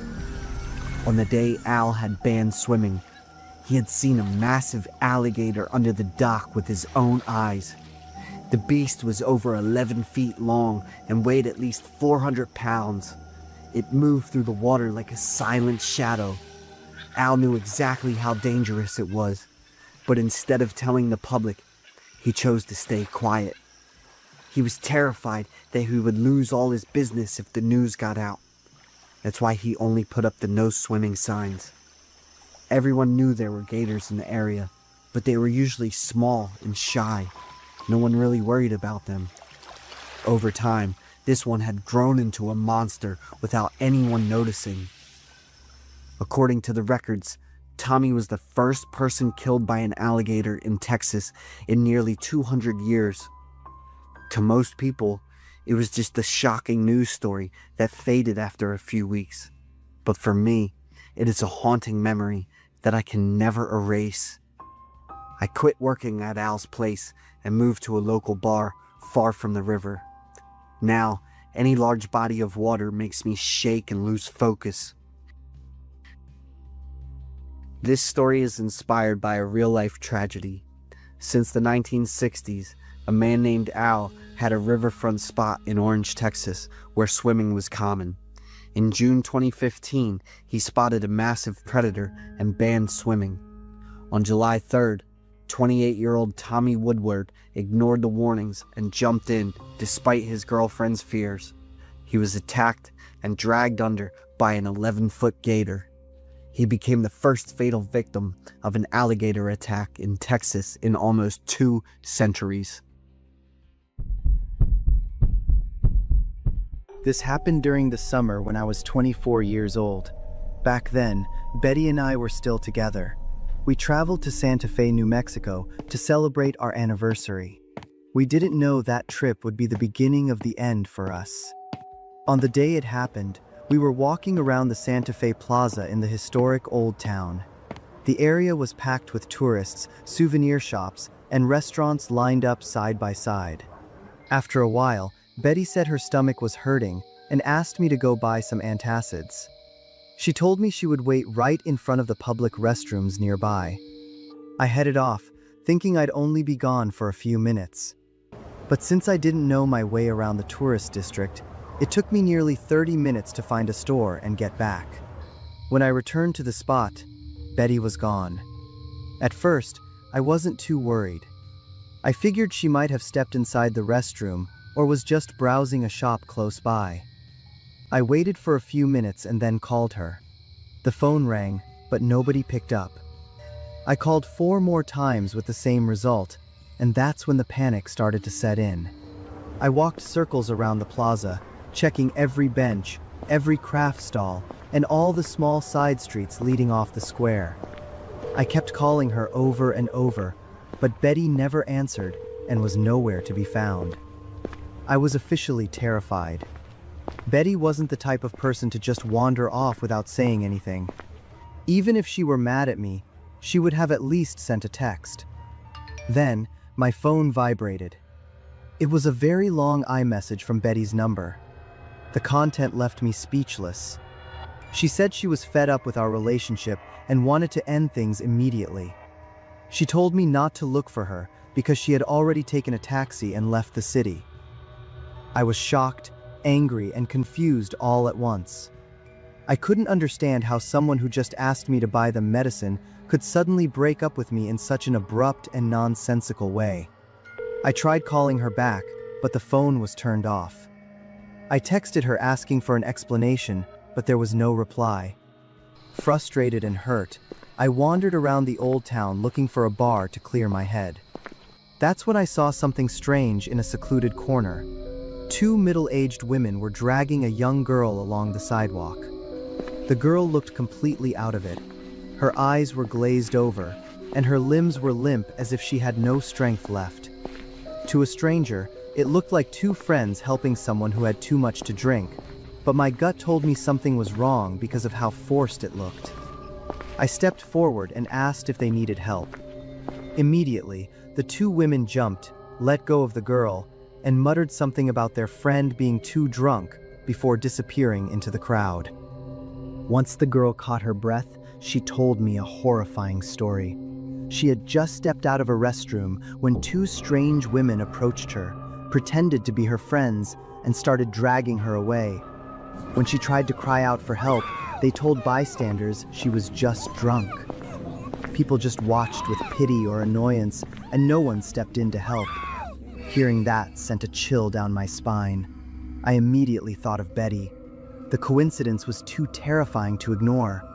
I ran straight to a nearby police station to file a report, but the officers were incredibly dismissive. They looked at the breakup text on my phone and shrugged it off as relationship drama, saying she had clearly stated she was leaving. They told me to go back to my hotel and wait. I left the station feeling helpless and searched the plaza for Betty one last time. Finally, exhausted and hopeless, I went back to the hotel. When I opened the door, I was stunned to see Betty there. She was sitting on the floor in a state of total shock. She was covered in scratches and dirt, and her face was deathly pale. After I calmed her down, she finally told me about the kidnapping drama she had just survived in broad daylight. While she was waiting for me, 2 strange women dressed like tourists approached her. They suddenly grabbed her by the hair and started screaming at her. They yelled to the surrounding crowd that Betty was a professional scammer who had just stolen a large sum of money from them. Their aggression and the details of their lies were so convincing that the people passing by believed them. Bystanders looked at Betty with judgment. Some even whispered in agreement with the victims instead of helping her. Just like that, in the middle of a crowded square, Betty was abducted. They took her down into a basement room that Betty described as looking like a private lounge or a karaoke room. There were 2 other girls already trapped in there. A short time later, a man walked in. According to Betty, everything he said made it clear that the 3 of them were part of a human trafficking deal. He said he was waiting for the other side to inspect the merchandise, but he seemed angry because there was some kind of complication. In the end, the deal fell through. After a tense standoff, the kidnappers decided to let all 3 girls go. Before they left, the men made a very clear threat. If anyone went to the police, the consequences would be fatal because they knew how to find them. It was obvious then, The breakup text I received had been sent by the kidnappers. I immediately insisted on going back to the police to show them the location of the basement and take down the gang, but Betty was so traumatized by the threats that she flatly refused. She just wanted to leave Santa Fe immediately and never look back. We had the biggest fight of our lives over this. I felt that staying silent was helping criminals, but she felt I wasn't being sensitive to her safety or the safety of our families. In the end, we drove back to Los Angeles without reporting it. But what happened in Santa Fe didn't stay there. It lingered between us. Betty became more and more withdrawn. I couldn't get over my feelings of helplessness and anger. Eventually, after many more arguments, we broke up. That story is a painful lesson I will never forget. To this day, whenever I travel, I never let my loved ones stand alone for too long.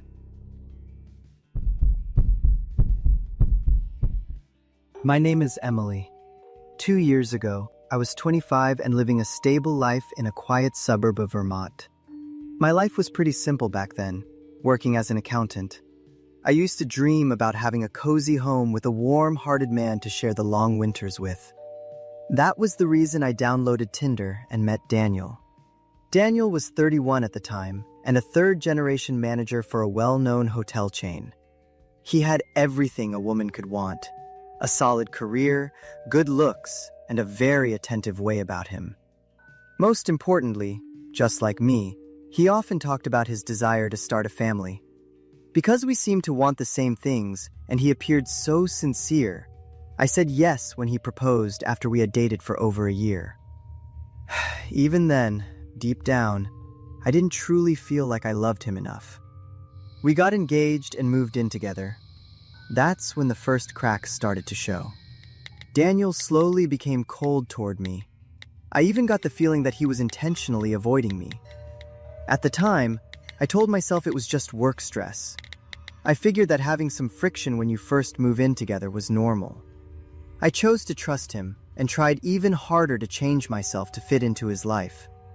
1 month before the wedding, I officially quit my job. On my last day, my coworkers threw me a small farewell party. I left the office carrying a huge bouquet of flowers, my heart full of hope for this new chapter of my life.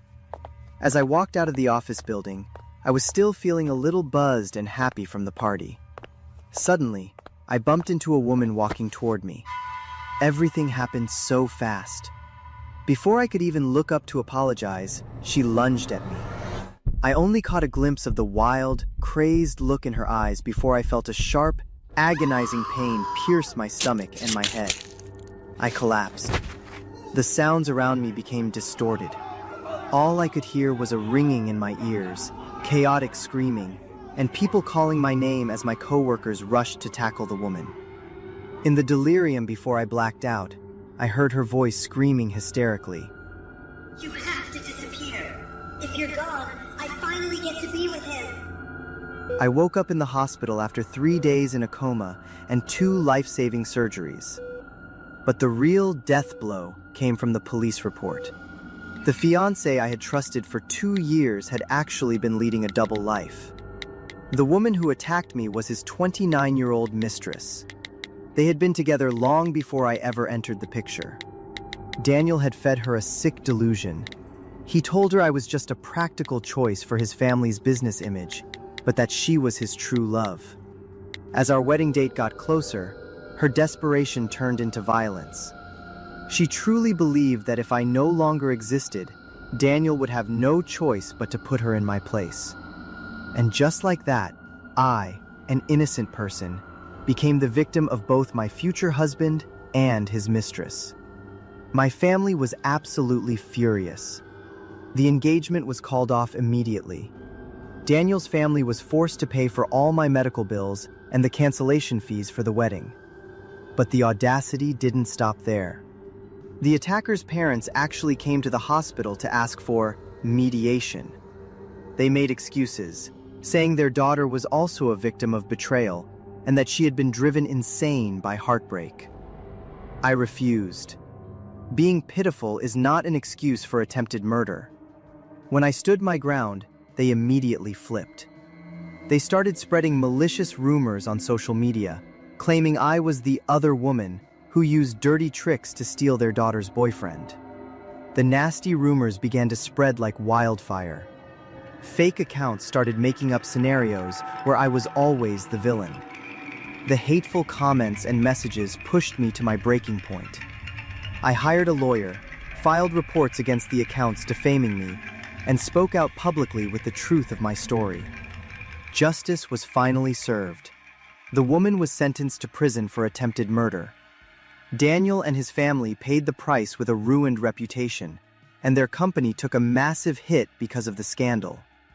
But the price I paid was also far too high. I still live in Vermont. 2 years have passed, but the scars on my body and my soul are still there. I don't have the courage to believe in promises anymore, and I can't even bring myself to think about starting a family ever again. My name is Daniel. I just got back from the police station, closing the chapter on the most horrifying event of my life. But it's only a legal ending. The memories will haunt me for as long as I live. Everything started 4 years ago. After being single for a long time, I downloaded Tinder. Before long, I met a girl named Amber. We hit it off immediately. Amber was smart and shared almost the same taste in everything as me. After only 2 weeks of dating, Amber suddenly suggested that we move in together to take our relationship to the next level. I was shocked by how pushy she was. Even though I liked her, I felt things were moving way too fast. I had a vague, uneasy gut feeling, so I decided to turn her down and end the relationship right then and there. Amber didn't accept it. She lost her mind. For the next month, I was bombarded with desperate texts, missed calls in the middle of the night, and emails of her sobbing and begging me to come back. Her stalking only made me more certain that leaving her was the right choice. Then, suddenly, Amber went completely silent. I figured she had finally found a new target. About a month later, I went to my high school reunion and ran into my ex-girlfriend, Lily. We had broken up on good terms years ago, so reconnecting felt very natural. The mix of familiarity and new sparks made me fall in love with Lily all over again. But the happiness didn't last long. Shortly after I got back together with Lily, the real nightmare began. I started getting texts from an unknown number. The messages were incredibly sick. "You're making a mistake," and "You're going to pay for this." I tried calling back, but the line was always disconnected. Lily started getting the same threatening messages too. She was terrified, crying all the time, and wouldn't leave my side. I began to suspect that Amber was behind it. The texting style was almost identical to the desperate emails she had sent me before. Things escalated until one night. Lily called me in a total state of panic. Her house was engulfed in flames. Luckily, Lily made it out just in time. She told me she thought she heard someone inside earlier, but she was sleepy and ignored it. It was very likely that an intruder had broken in and set the fire. The police investigated, but they couldn't find any evidence or footprints because the security cameras in the area were broken. Right after the fire, I got an anonymous text.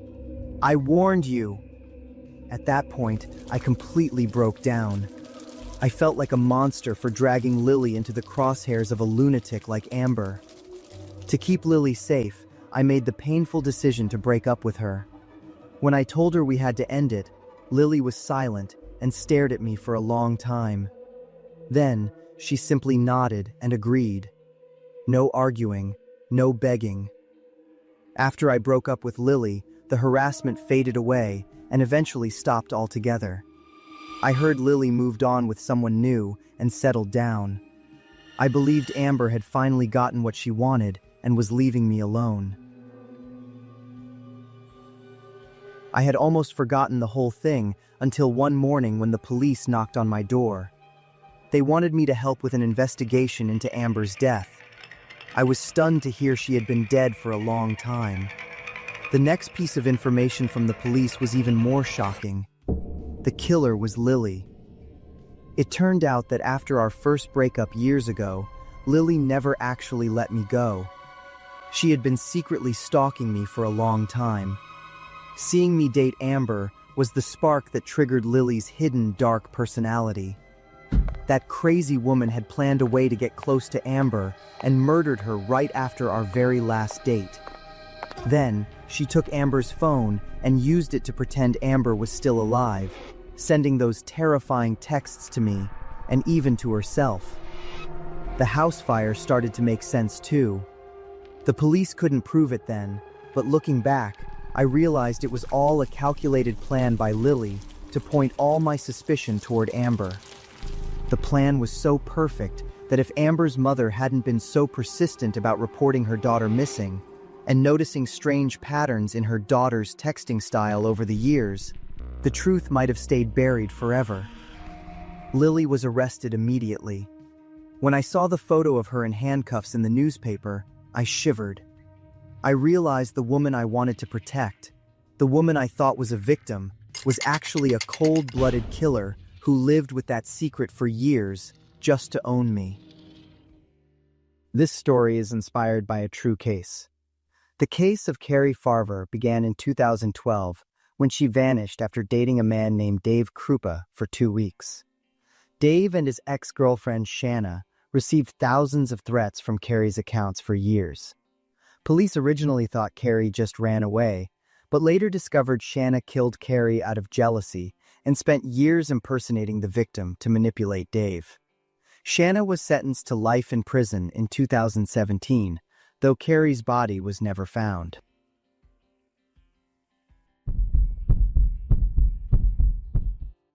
I have never told this story to anyone. It is a scar that runs too deep, a secret I have spent my entire adult life trying to bury. I was 19 years old back then. At that age, I was filled with an extreme sense of rebellion. I hated the constraints of my family and wanted to break every rule. That was when I met Peter.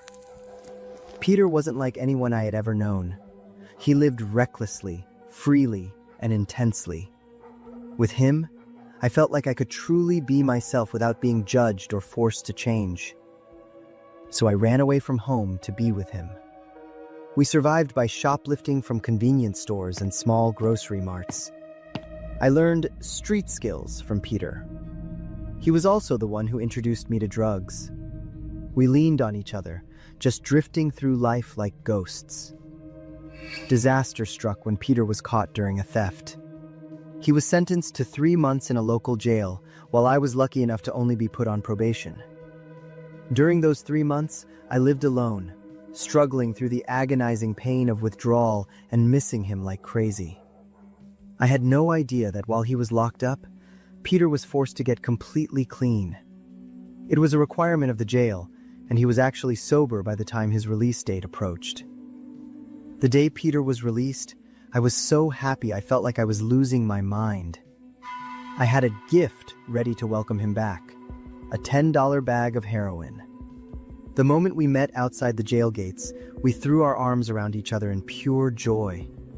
We hurried into a quiet, secluded alleyway, hidden from everyone's sight. I pulled out the gift. Peter looked at me, and for a split second, I saw a flash of hesitation in his eyes. But in the end, his old addiction and his desire to please me won. We used the drugs together. I had missed that floating sensation and the way the world spins for 3 long months. Eventually, we drifted off into a deep sleep in each other's arms. I don't remember much of what happened next. My memory is a blurred mess of being conscious and being blacked out. The only thing I felt clearly was Peter beside me. I felt completely safe and at peace. At one point, I felt Peter fidgeting as if he wanted to leave or get up. But because I wanted to keep him in my arms, I grabbed his sleeve and pulled him closer, hugging him as tight as I could. When I finally woke up, the sun was starting to come up. A few seconds after I cleared my head, I realized something was wrong. Peter's body in my arms was ice cold, and his skin was a bruised, purplish color. I tried to convince myself he was just in a very deep sleep, but when I touched his chest, there was no heartbeat. I froze for a few seconds before total panic set in, and then I scrambled up, screaming his name over and over. No matter how hard I shook him or how loud I yelled, Peter didn't wake up. Then, terror hit me as I realized I was sitting next to a corpse. In a moment of total panic, I did the most cowardly thing of my life. I ran. I bolted out of that alley, leaving his body lying there among the trash. Later that afternoon, I overheard some homeless people talking about a man's body found in the alley. The police concluded it was a typical overdose death of a wandering addict. There was no big investigation, and no one came looking for me. Given Peter's situation, I knew they just saw it as another typical death of a young addict and didn't look into it further. Even though I wasn't prosecuted, the haunting in my mind is 1,000 times worse than jail.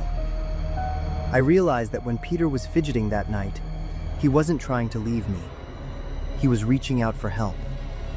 He was desperately searching for a way to survive while I, blinded by my own selfishness and the drugs, held him tight, accidentally choking off his last chance at life. I had slept soundly on top of the cooling body of the person I loved most.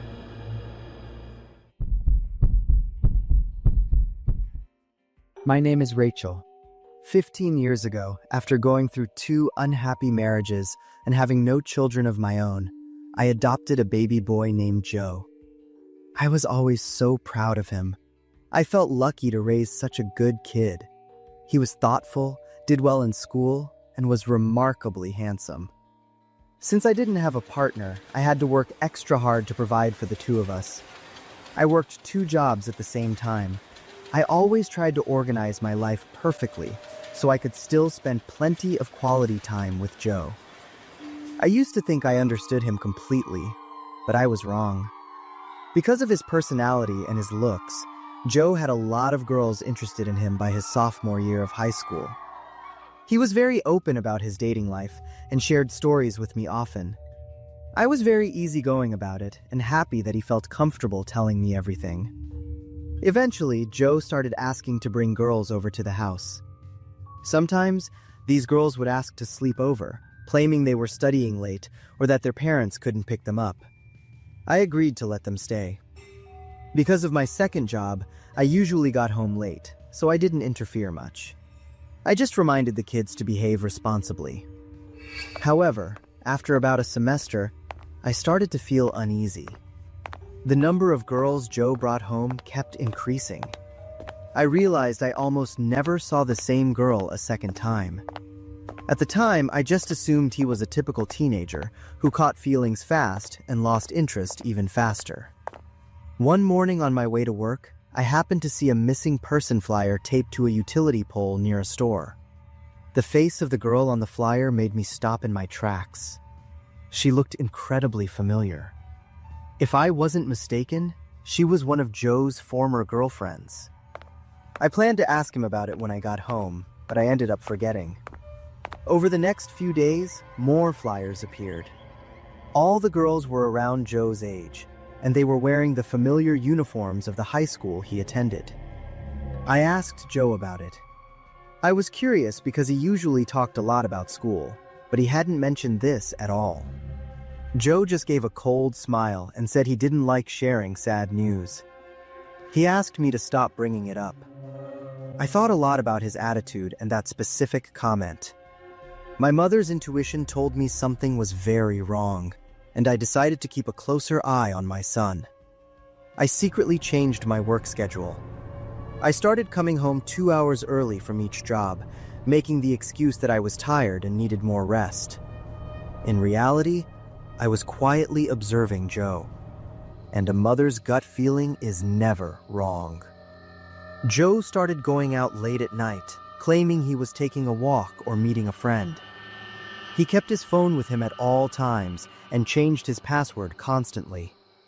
Some nights, he would come home very late and immediately start a load of laundry in the middle of the night. One day when Joe wasn't home, I snuck into his room to check around. The room was clean and organized, just like always.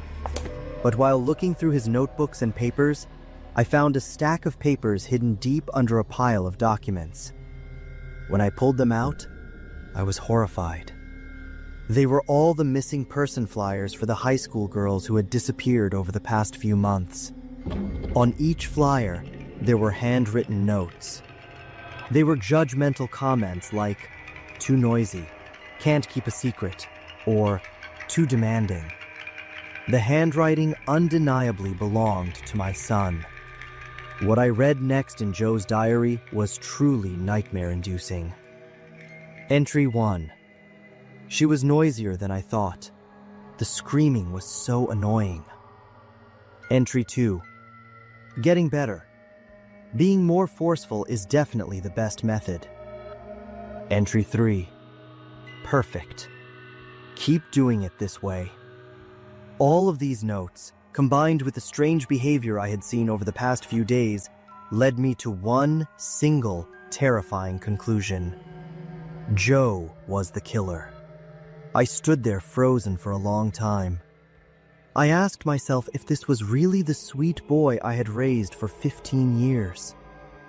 It has been almost a week since I read those words. I am constantly in a state of panic and fear. I have thought about calling the police, but if my suspicions are true, I don't know how I could face the reality of it. Then I try to tell myself it's all a big misunderstanding and that I'm just overthinking things. I can't act natural around Joe anymore. The more I look at his familiar face, the more like a stranger he becomes. During dinner tonight, Joe suddenly looked directly at me. His gaze made me shiver. He stared deep into my eyes as if he were searching for something. Then Joe gave a slight smile and asked, "You've been acting different lately, Mom." It's almost like you found out a secret, isn't it?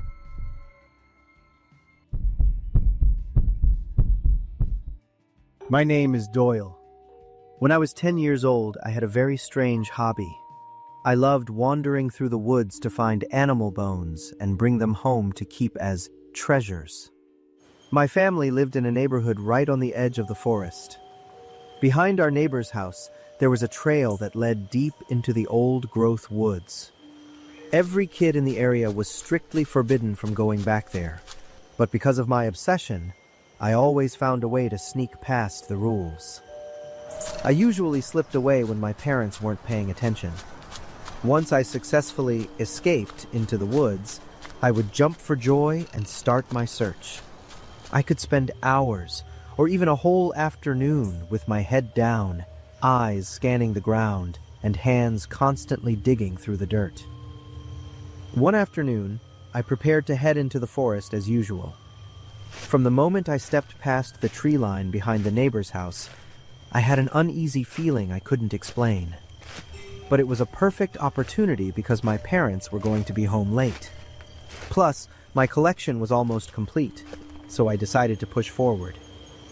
The forest was incredibly quiet that day. There was no sun, so the scenery looked very gloomy.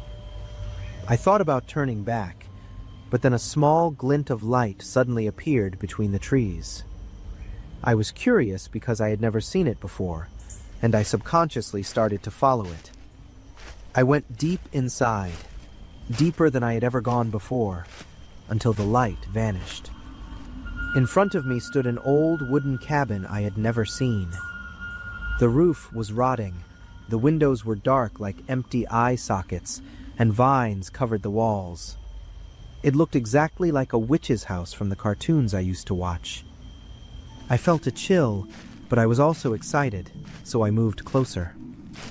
Right next to the porch, I was drawn to a bunch of bones scattered on the ground. I assumed they were animal bones, so I knelt down to examine them. However, I quickly realized that some of the bones had unusual shapes. They were also quite large compared to the types I usually collected. I kept looking, thinking I might find a perfect piece to add to my collection. As I stepped forward, I saw a skull resting in a pile of decaying leaves. The black, hollow eye sockets were staring right at me. A cold shiver ran down my spine.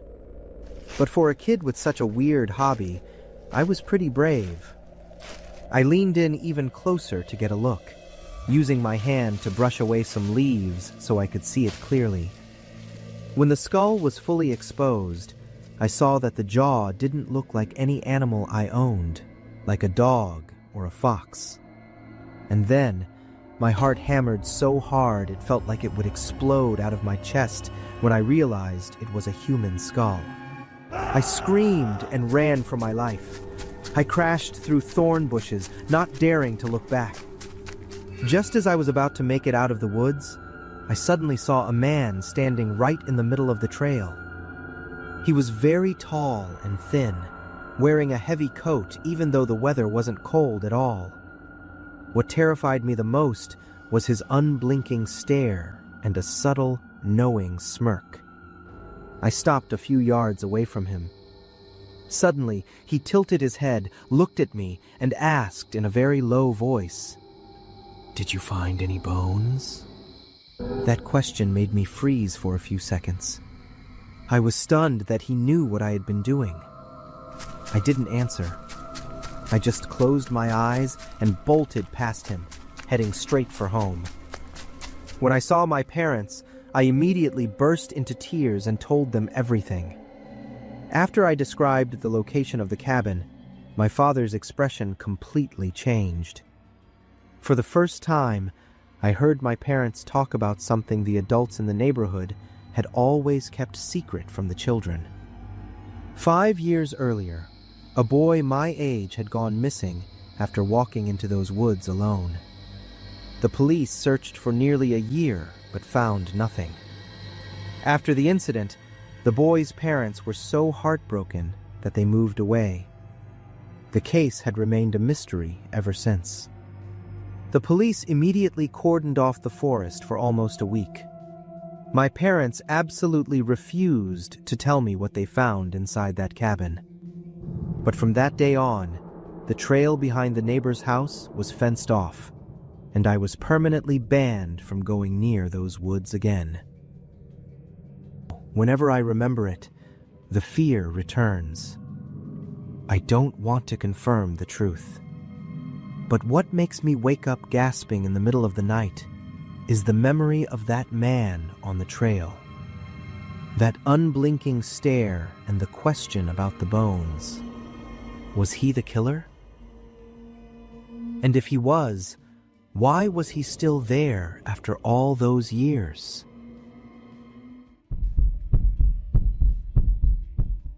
My name is Chris, and this is a story about something I saw with my own eyes 5 years ago.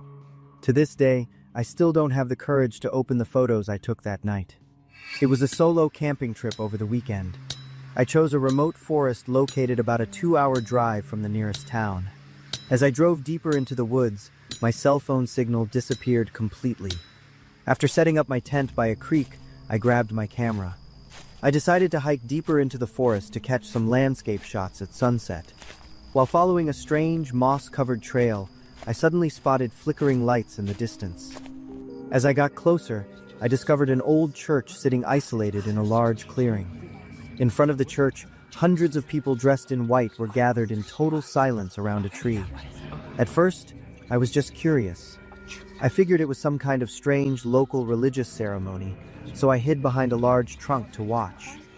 But very quickly, my curiosity turned into pure horror.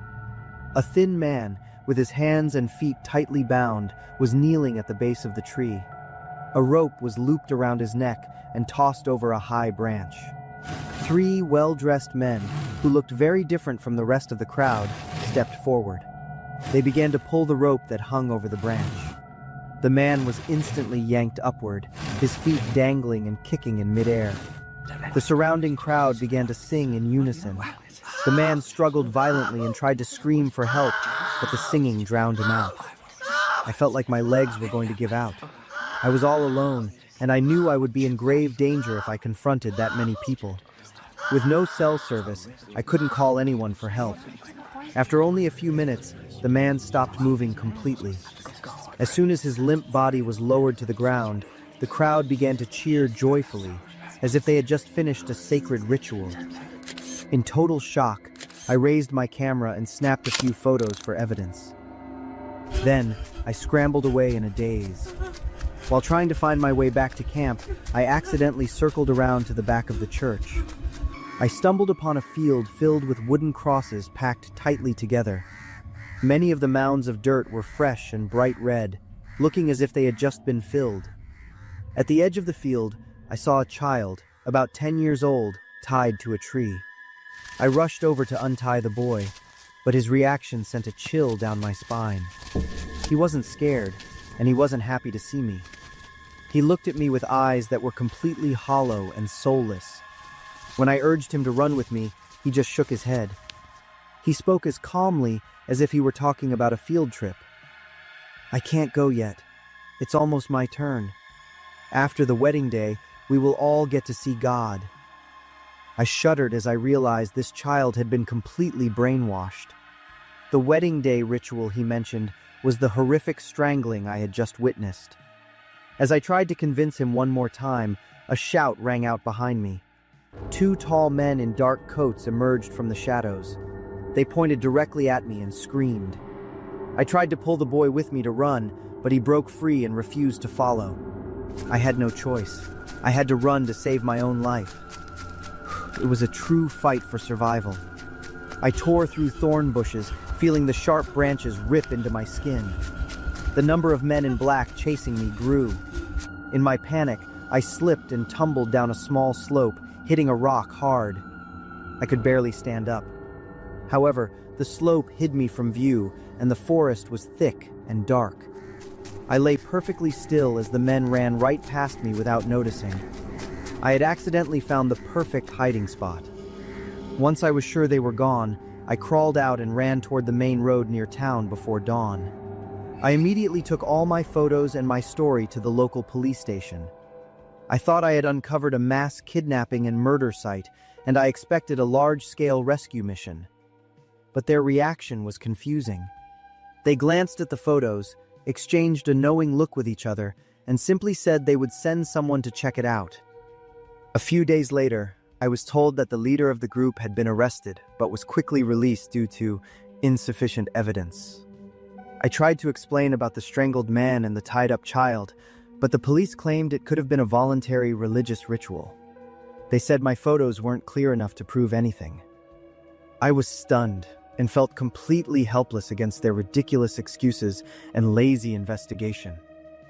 A few days later, while I was still reeling from the shock, I received an anonymous text. "Stop digging if you want to stay safe." That was when I understood. The leader's release wasn't a mistake. It was intentional.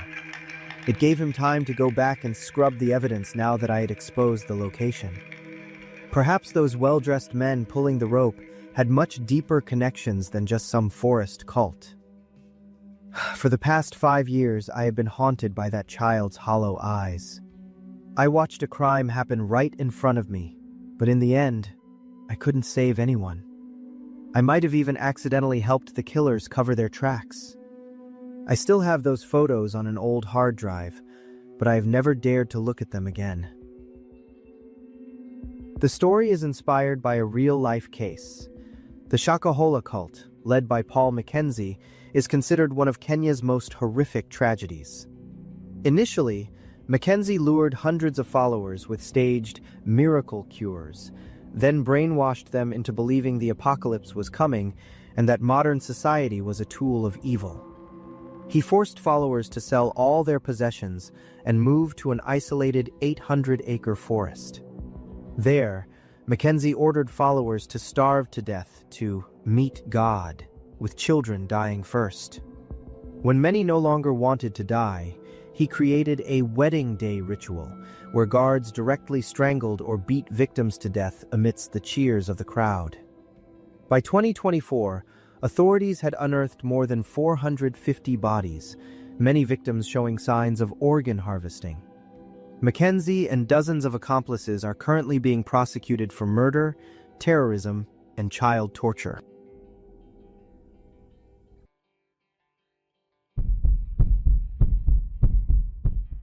I accidentally saved the monster on a snowy night. I have lived alone in a log cabin deep in the woods of Montana for nearly 15 years. It was the most violent blizzard I had seen in all my years in the forest. In the middle of the night, while I was reinforcing the cabin door, I heard a frantic knocking and the sound of someone moaning. When I opened the door, I was shocked to see a young man in terrible shape, nearly frozen to death. He was shaking uncontrollably in tattered clothes, and his face was as white as a sheet. He kept whispering, begging me to let him stay for just one night. Seeing him like that, I couldn't turn him away. I threw more wood into the fireplace, grabbed a blanket, and made him a hot pot of tea. After he calmed down a bit, he thanked me, though his voice was still trembling. It was clear he had been through something absolutely horrific. I checked on him and learned his name was Philip. He said he had been on a hiking trip with his girlfriend, Mia, to propose to her. Hearing this made me suspicious. This time of year was a terrible time for a long hike. Philip started telling his story through choked sobs, claiming they were attacked by wild animals. He said he had to watch Mia being torn apart right in front of his eyes, unable to do anything to help. He sat huddled by the fire, muttering about the gruesome scene like someone on the verge of a mental breakdown. I tried to comfort Philip and asked for the exact location of the attack. I know this terrain like the back of my hand and trust my survival skills. I thought maybe there was still hope for Mia, or at least I could bring back whatever was left of her. But Philip didn't answer. He just kept crying and calling out his girlfriend's name. I figured he was too traumatized to talk, so I stopped pushing and went to cook him a bowl of soup. As I brought the soup out, the storm outside reached its peak. The wind was so strong that falling branches slammed against the cabin's tin roof with a loud roar. I quickly went around the house to make sure everything was secure, but when I walked back into the living room, the atmosphere had turned bone-chilling. Philip wasn't crying anymore. He wasn't shaking or huddling either. He was sitting straight up in the chair with an eerily calm expression, his sharp eyes staring directly at me. A remote location, extreme weather, plus the hungry animals out there, Philip repeated slowly, looking out the window. There was something in his tone that made my blood run cold. Then, Philip gave a slight smile. It's the perfect way to make sure nobody ever finds anything. I froze. The bowl of soup in my hand nearly slipped to the floor. Philip looked up at me, and his eyes were now the eyes of a predator enjoying his prize. Philip began to speak in a flat, calm voice about how he had lured Mia into an area with animal tracks. He described watching her panic and run into the blizzard, and how the forest quickly swallowed her screams. He wasn't a victim. He was a killer who was proud of his crime. He burst into a delighted laugh that echoed throughout the cabin. In that moment, I realized I had invited a demon into my home. I stayed as calm as I could, trying not to draw his attention as I backed up toward the wall near the dining table. My hunting shotgun was hanging right there, but Philip was faster than I expected. The moment my hand touched the gun, he pulled a folding knife from his jacket and lunged at me like a rabid animal. Everything happened in a flash. We wrestled in the middle of the cramped cabin. I realized he was much stronger than he looked, and every strike he threw was aimed to kill. The sharp blade kept grazing my face. I managed to point the barrel at him, but in a split second of hesitation because I didn't want to become a killer myself, Philip lunged and knocked the gun aside. Immediately after, he buried the blade deep into my shoulder. Philip laughed with excitement when he heard me scream in pain. His overconfidence gave me one last chance. I pushed through the pain, used every bit of my strength to kick him hard in the stomach, and scrambled for the gun. Philip lunged again, but this time, I was faster. As soon as I grabbed the shotgun, I aimed at his legs and pulled the trigger repeatedly. But instead of screaming in agony, he just looked down at his wounds and started laughing like a complete madman. I quickly tied him up and secured him to the window bars. Since there was no cell service to call the police, I had to guard this wild animal all through the night and until the next afternoon. The ordeal ended when I handed Philip over to the police and gave them all the information about the girl named Mia. According to what I learned later, the police found traces of the crime. Mia was real, but all that remained of the poor girl were 2 fingers and a single shoe buried in the snow. She had been consumed by wild animals, exactly as his cruel plan intended. Ever since that night with Philip, if a man knocks on my door, I refuse to open it. I thought I had lived in the woods long enough to know what was dangerous, until I opened the door and let Philip inside.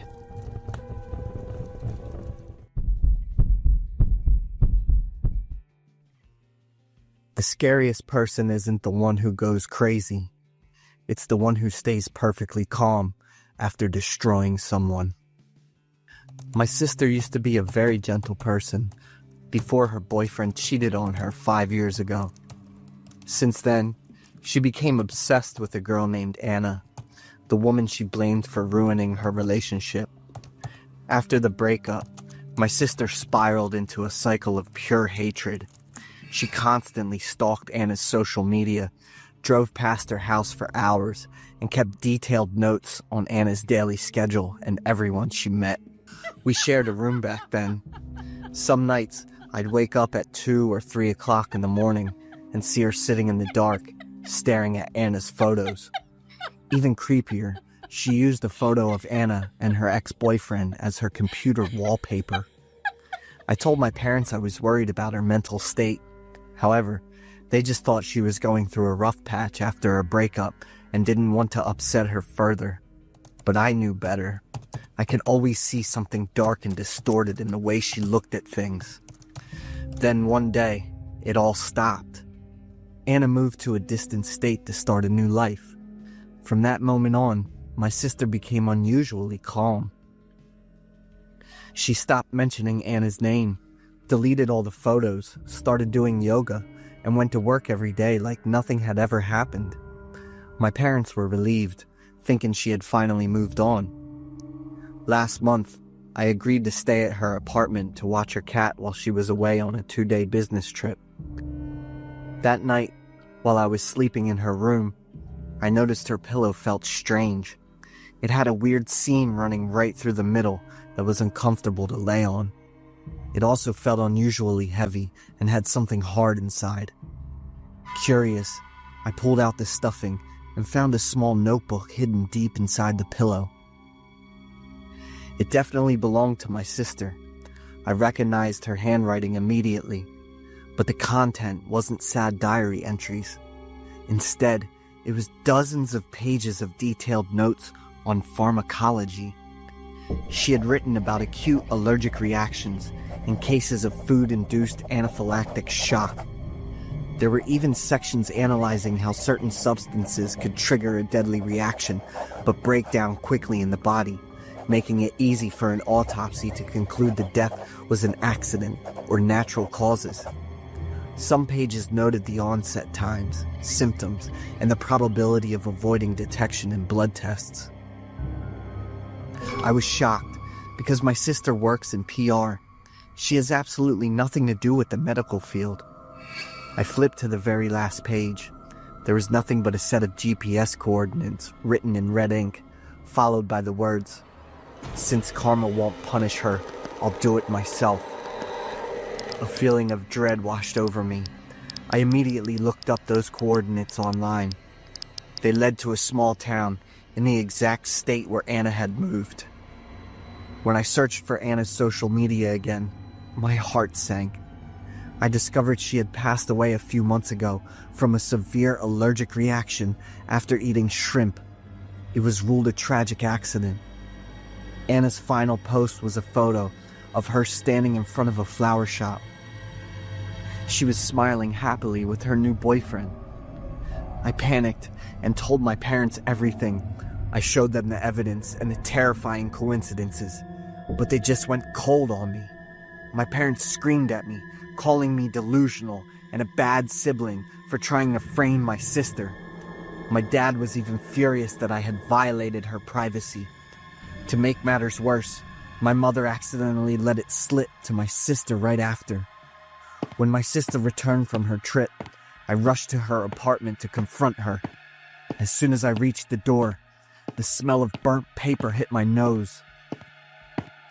I ran inside and found her standing in the kitchen next to the sink, which was filled with the ashes of a half-burned notebook. She had destroyed the diary. She wasn't angry or out of control like I expected. She just looked at me with cold, dead eyes and told me I should learn to respect other people's privacy. After that day, she completely cut off all contact with me. In the time since then, my sister's life has seemed wonderful. She posts photos of herself traveling, dining out, and hanging out with friends. People leave comments about how beautiful she looks now that she has let go and moved on. Then one day, I froze when I saw her latest photo. In the picture, she was standing right in front of the same flower shop from Anna's final post. Her expression and her calm smile made me shiver. I realized I am living with a horrific secret. I know my sister killed someone, but I have no legal evidence. My parents act as a shield between her and any suspicion, as if they are more afraid of the truth than anything else in the world. The other day, I accidentally heard that her ex-boyfriend is getting married soon. That evening, when I stopped by my parents' house, I saw my sister sitting alone at the dining table. In front of her was a brand new notebook. She was slowly writing something on the white pages, a satisfied smile playing on her lips.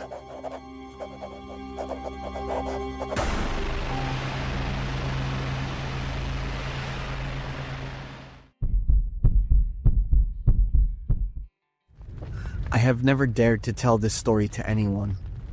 The truth about Nicole isn't just a scary memory. It is a life sentence for my conscience. I met Nicole when I was 20 years old.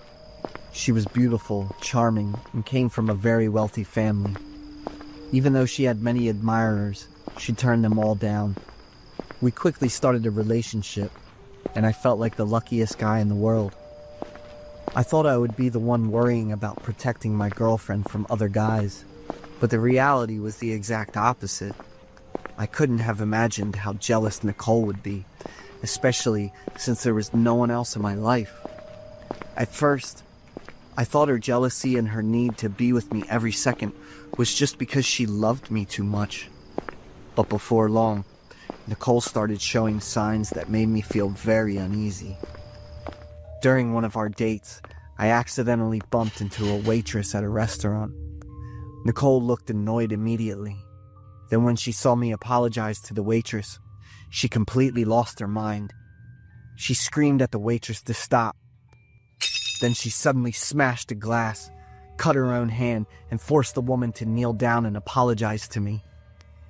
After she got what she wanted, she cried because of the pain, but she was also laughing. She told me that no one was allowed to hurt me. That was the first time I felt a shiver down my spine. I was terrified looking into her eyes. She became more and more extreme as time went on. She controlled all of my friendships and called me dozens of times every night. She would show up at my job and go into a rage if I didn't answer her texts immediately. I didn't feel any love in the relationship anymore, so I asked to break up. I never expected what happened next. Nicole brought a can of gasoline to my front door and threatened to set herself on fire if I didn't take back what I said. She cried and screamed in the middle of the street. She said that if I left her, she would die right in front of me. I was so scared and embarrassed that I gave in. Just a second later, Nicole was happy again. She ran to hug and kiss me as if nothing had ever happened. Meanwhile, I was truly panicked and feared for my own safety. After that breakup attempt, Nicole's control over me reached a breaking point. She started following me everywhere. Many times I saw her car parked near my office, and she would stay there all day until I finished work. Other times, The car would appear across the street from my apartment, even in the middle of the night. One morning, I opened my door and found a dead bird hanging on my porch. There was a note that said, "If you leave me, this will be your fate." I couldn't take it anymore, so I went to the police. I told them I was being stalked and harassed, but Nicole denied everything. Her wealthy family immediately stepped in, hired expensive lawyers, and made the whole problem disappear. I tried to cut off all contact, but Nicole kept sabotaging my life. She even called the police and lied, saying that I was the one abusing her. Every time this happened, her family would show up to protect her from any consequences. Driven into a corner, I was forced to quit my job and move in the middle of the night. I changed my phone number and left everything behind just to escape her.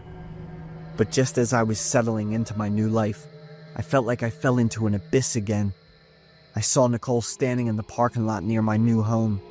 She had hired a private investigator to hunt me down. At that moment, I felt like I was going insane. Every noise outside my door made me jump because I thought she was back.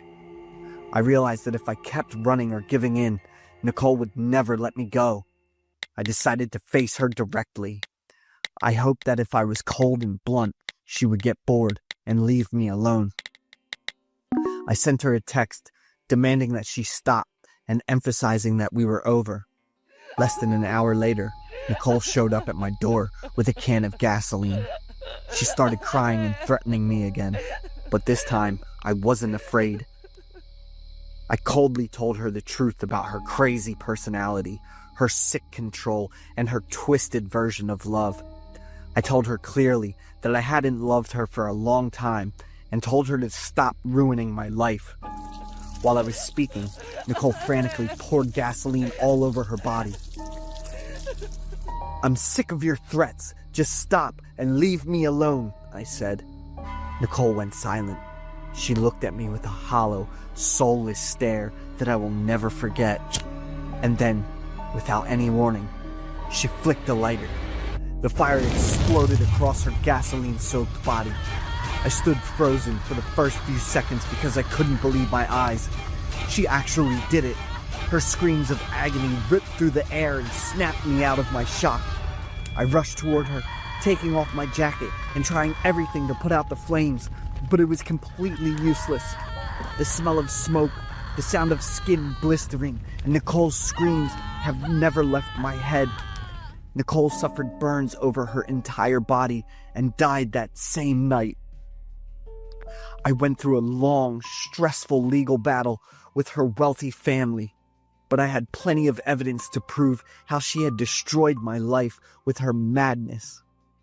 Eventually, the legal stuff ended, but I was left with a horrific haunting. I escaped Nicole physically, but her spirit has taken root in my life. I haven't been able to love anyone else, and I haven't had a full night of sleep since. Every time I close my eyes, I see those flames. I see her eyes in that final moment, and I hear her screaming in the dark.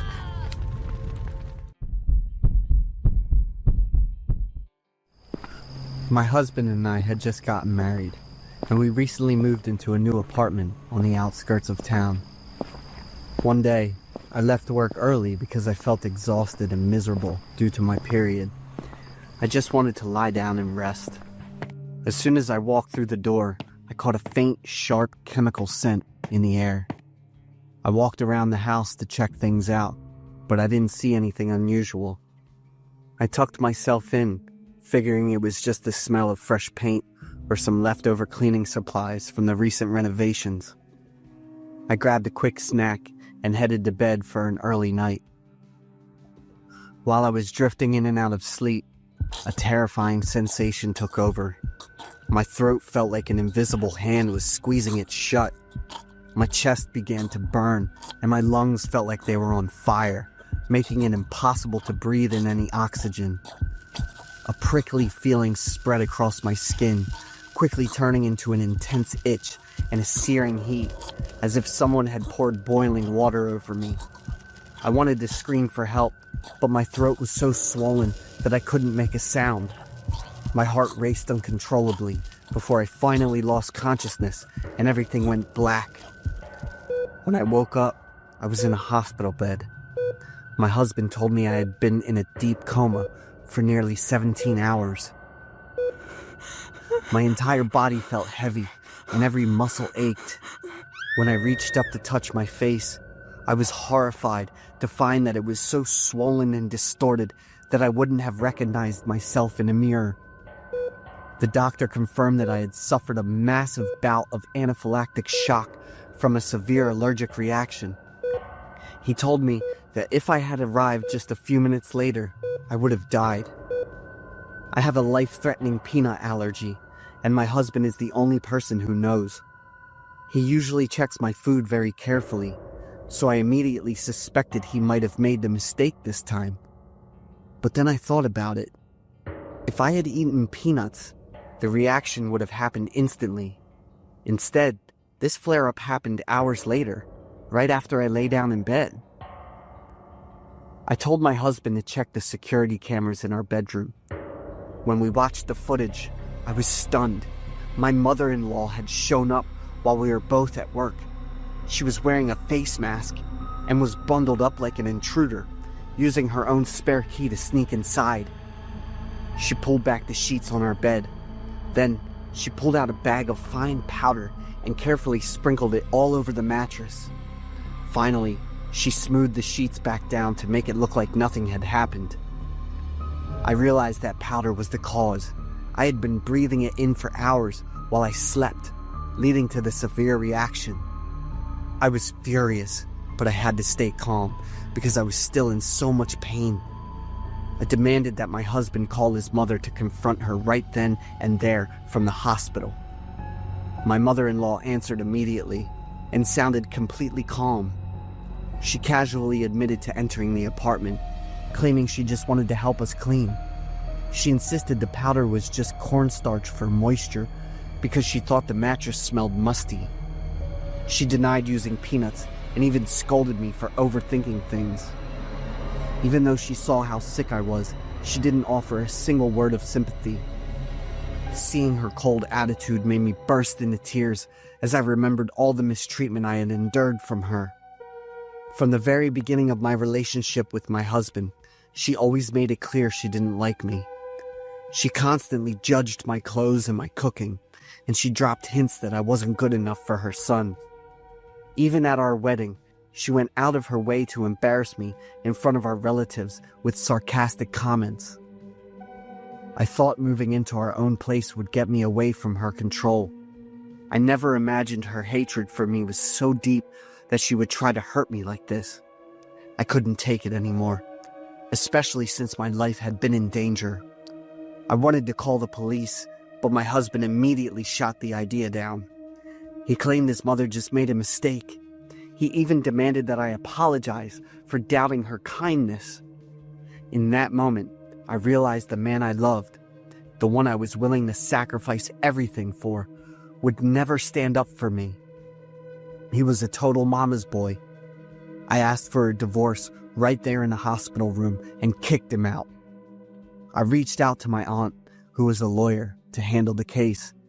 She managed to find a receipt showing my ex-mother-in-law had purchased 4 pounds of pure peanut flour from an organic shop 12 miles away. The timestamp on the receipt was just hours before I ended up in the ER.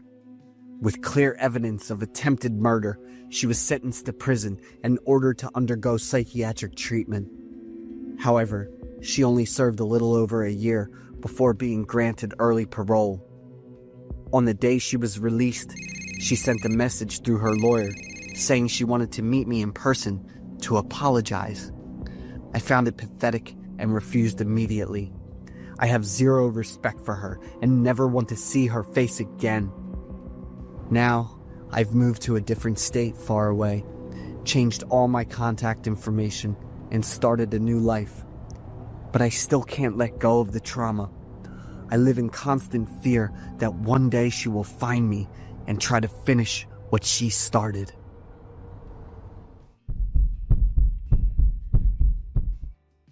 My name is Marcus.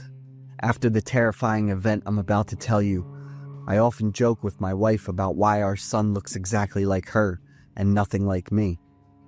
That simple lack of resemblance almost cost our family everything. A few months ago, my wife and I took our 5-month-old son to Walmart to pick up some household supplies. After we finished shopping, I decided to take our son outside to wait so he wouldn't have to deal with the crowds. My wife stayed behind to pay and planned to push the cart out a few minutes later. I walked with my son to the parking lot in front of the store. He was sleeping peacefully in his infant car seat carrier. I set the carrier down on the ground and stood right next to it, checking my phone while keeping a close eye on him. The parking lot was busy that day. People were constantly walking by, so I didn't think much of a woman who was slowly approaching us. By the time I realized she was a threat, she was already standing right next to me. She looked to be in her late 40s. Her hair was a mess, and she was wearing a heavy winter coat despite the hot weather.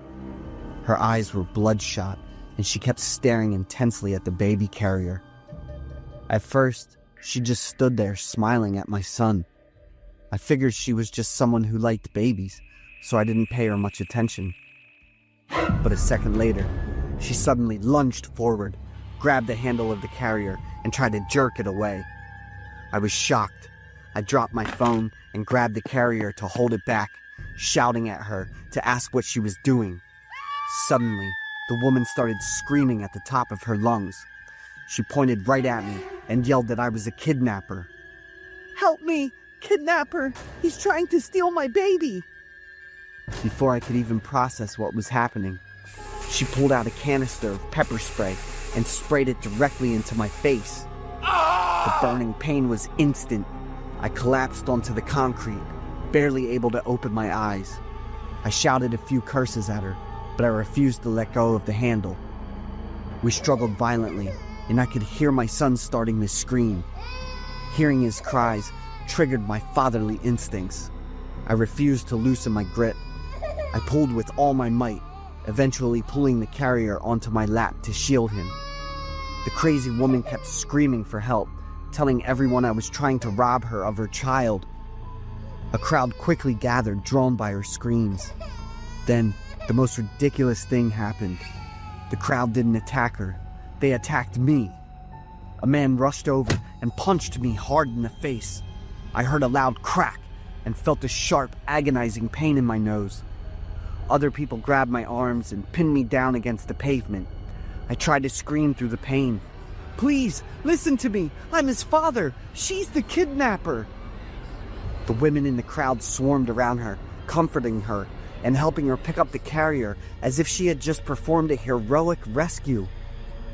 A feeling of total helplessness washed over me.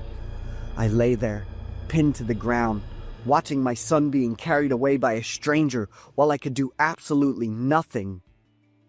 Right then, my wife appeared. Hearing the commotion, she abandoned her shopping cart and ran full speed into the parking lot. At first, seeing me on the ground surrounded by people, she panicked. She thought I was being mugged and begged the crowd to just take my wallet and leave me alone. A man explained that they were holding me because I had just tried to kidnap that woman's baby. My wife obviously knew that was impossible. She looked confused for a split second before it clicked. She looked around for our son and saw the crazy woman carrying the baby carrier halfway across the parking lot. Without hesitating, she charged at the woman like a mother lion. She grabbed the carrier and screamed, "Let go of my baby, you psycho!" My wife fought her fiercely. She even used her free hand to grab the woman by the throat, refusing to let go until the woman finally dropped the carrier. The crowd began to hesitate when they saw a second woman claiming to be the mother. My wife pulled out her phone and showed everyone her lock screen, which featured a photo of our whole family. Seeing that the situation had turned against her, the strange woman suddenly bolted and ran away. Not a single person tried to stop her. When the police arrived, I was still in temporary handcuffs. After looking at the three of us, one officer remarked that the baby didn't have a single feature that looked like me. Another officer even sarcastically asked how a woman could possibly steal something from a big, muscular guy like me. I was so angry at their biased and unprofessional attitude that I snapped back at them. To make things even more frustrating, several witnesses still insisted they saw me attack a woman who was protecting her child. I understand people are protective of children, but I wish they had been a bit smarter. What mother saves her child only to dump the baby and run away? It took nearly an hour of checking security cameras and our IDs before the police officially confirmed the baby was mine. They said it was a chaotic situation and people were just acting with good intentions. I understood, so even though I had a broken nose, a torn lip, and eye damage from the spray, I decided not to sue the people who hit me. About a month later, the police called us with an update. They had identified the woman. She had been seen hanging around shopping centers before and had a history of severe mental illness after losing her only child years ago. They found no evidence she was part of a human trafficking ring, so she was simply committed to a psychiatric hospital. Our family is slowly getting back to normal, but for me, my son's safety has become my absolute top priority. I know I've become overprotective, but the feeling of helplessness I felt watching him be taken is a memory that haunts me. If my wife had come out just a few minutes later, I might have lost my son right in front of my eyes because no one believed I was his father.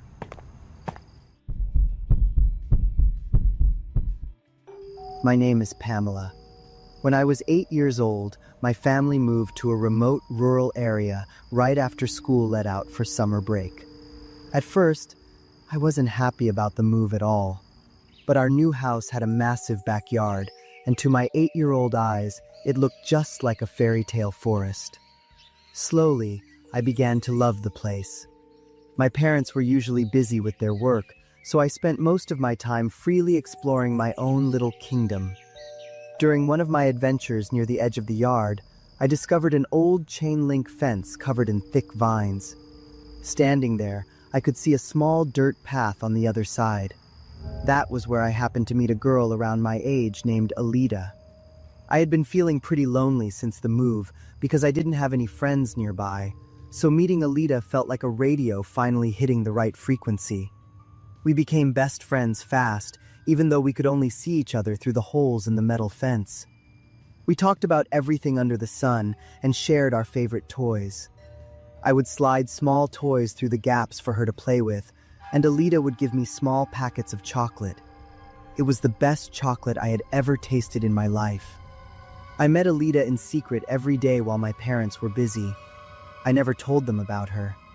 In the world of an 8-year-old, Alida was a precious secret I wanted to keep all to myself. I always timed it perfectly so I could run back to the house before my parents called me, maintaining a double life that felt very dramatic for weeks. One day, I went to the fence to meet Alida like usual, but she didn't show up. I waited a long time until it started to get dark. Just as I was about to head back so I wouldn't get caught, a strange woman appeared and called out to me. She had pale skin covered in weird, splotchy dark spots, and her eyes were deep and sunken, darting around as if she were looking for something. She told me she was Alida's mother and said Alida was very sick today and couldn't come out to play. She asked if I wanted to come visit Alida. Of course I wanted to, but it was almost time for me to go inside, and I knew my parents would be angry if I was late. Seeing me hesitate, the woman pulled out a packet of chocolate, the exact same kind Alida always gave me, and said Alida really wanted to see me. She hasn't eaten anything all day. She said she missed you so much and saved this chocolate to share with you, the woman said. Hearing that, my eyes filled with tears because I was so touched. I begged her to let me see Alida. The woman smiled. She said crawling under the fence would be the fastest way and told me to come closer so she could show me how. I stepped closer to the fence and noticed a section of the wire behind an old oak tree that had been cut open, creating a gap just big enough for me to squeeze through. I looked back at my house. Everything was quiet. I thought to myself that I would only go for a minute and then come right back. But as soon as I leaned down to head toward the hole, the woman lunged forward like a predator. She grabbed my wrist with terrifying strength and started pulling me toward the other side. The force of the jerk made my shoulder pop with a loud crack. I screamed in pain and panic, instinctively trying to pull back.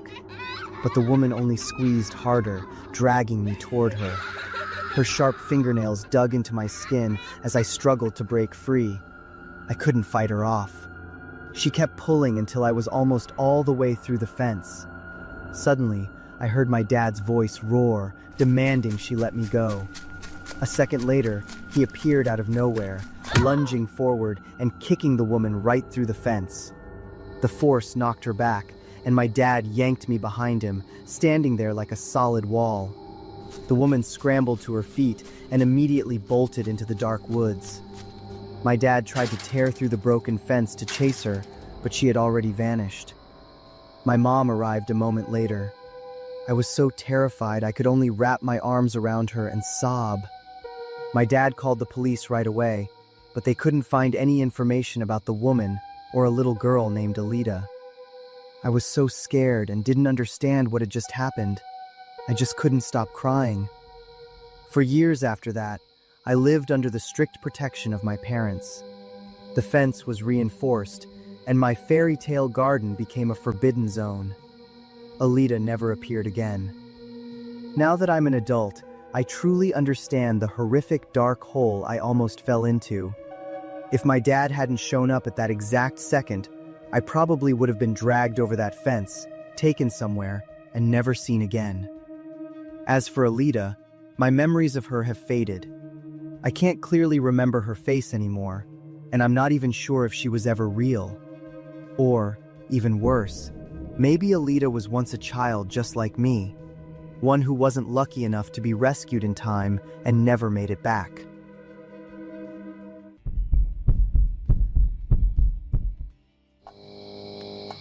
Have you ever thought that just by stepping out of your safe, lighted zone, something much more dangerous than you can imagine might be waiting in the darkness? This story happened to me a few weeks ago, and I still haven't moved past it. I live in an area that is considered extremely safe. I share a room with a friend, so to keep my privacy and avoid bothering him, I have a routine. Every night, I walk out to the open field behind the local high school to call my long-distance girlfriend. It's quiet and secluded, right on the edge of the school grounds, but next to a residential area, so I never felt afraid. Until that night. Everything started as usual. I was sitting on a swing set near a row of trees at the back of the field, talking to my girlfriend. After a while, I noticed a man in a black hoodie walking toward me from a distance. What made me feel uneasy wasn't just his presence, but the way he moved. He walked incredibly slowly, with his head tilted down, but his eyes seemed locked onto me. I assumed he was some kind of creep or a local troublemaker, so I ended the call and stood up to leave to avoid any problems.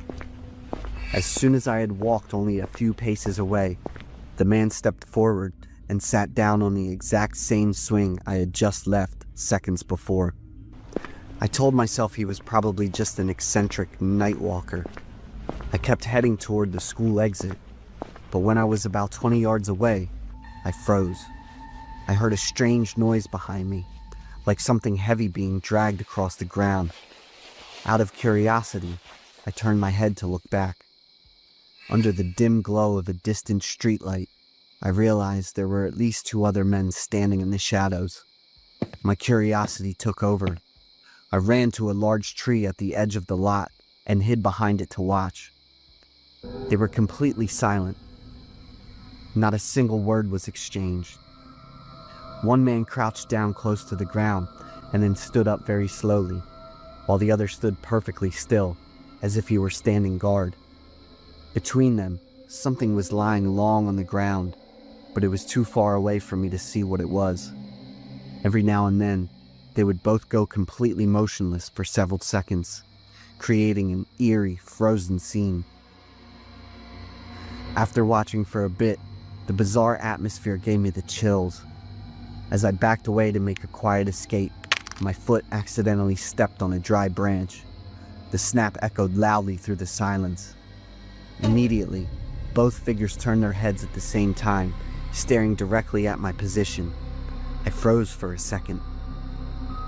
The man who had been sitting on the swing earlier started walking quickly toward me. I spun around, walked fast, and then broke into a full run toward the school buildings. When I thought I had lost him, I slowed down and tried to catch my breath. But as I approached the exit near the school grounds, I froze again. Another man was looming in the shadows, blocking the only way out, right in front of me. I tried to stop my shaking and acted natural, like a casual walker just passing through. But the man had no intention of moving. His cold gaze felt like it was cutting right through me. I immediately changed direction toward a side path on the left. Just seconds later, I heard footsteps behind me. He was following me. I pulled out my phone and pretended to be on a call, talking very loudly about school security and cameras. I hoped it would make him back off, but it didn't work. The footsteps behind me didn't stop. In fact, they got faster. My heart was pounding so hard, I thought it would explode. It was pitch black, and there wasn't a soul around to help. The man behind me was large, and he was closing the gap. Suddenly, I remembered that the library near the dorms had just installed a new motion sensor lighting system. I ran as fast as I could toward it. As soon as I hit the sensor zone, I ran while waving my arms high in the air. Instantly, a whole row of floodlights snapped on at once, lighting up the entire area. I stopped and whipped around. In the bright light, I caught a glimpse of a face, mostly hidden by a hood. The man stood still for a few seconds, then turned around and walked away quickly into the dark. I didn't stay there for another second. I ran all the way home and double-locked every door. I couldn't sleep at all that night. The next morning, I wrote everything down and went to the police. However, after checking the area, they said they found nothing suspicious and there were no recent missing persons reports. They suggested I was just being overly sensitive, but I know what I saw. My gut feeling tells me that some horrible secret was being buried out there that night. Since then, I've never set foot in that field after dark again.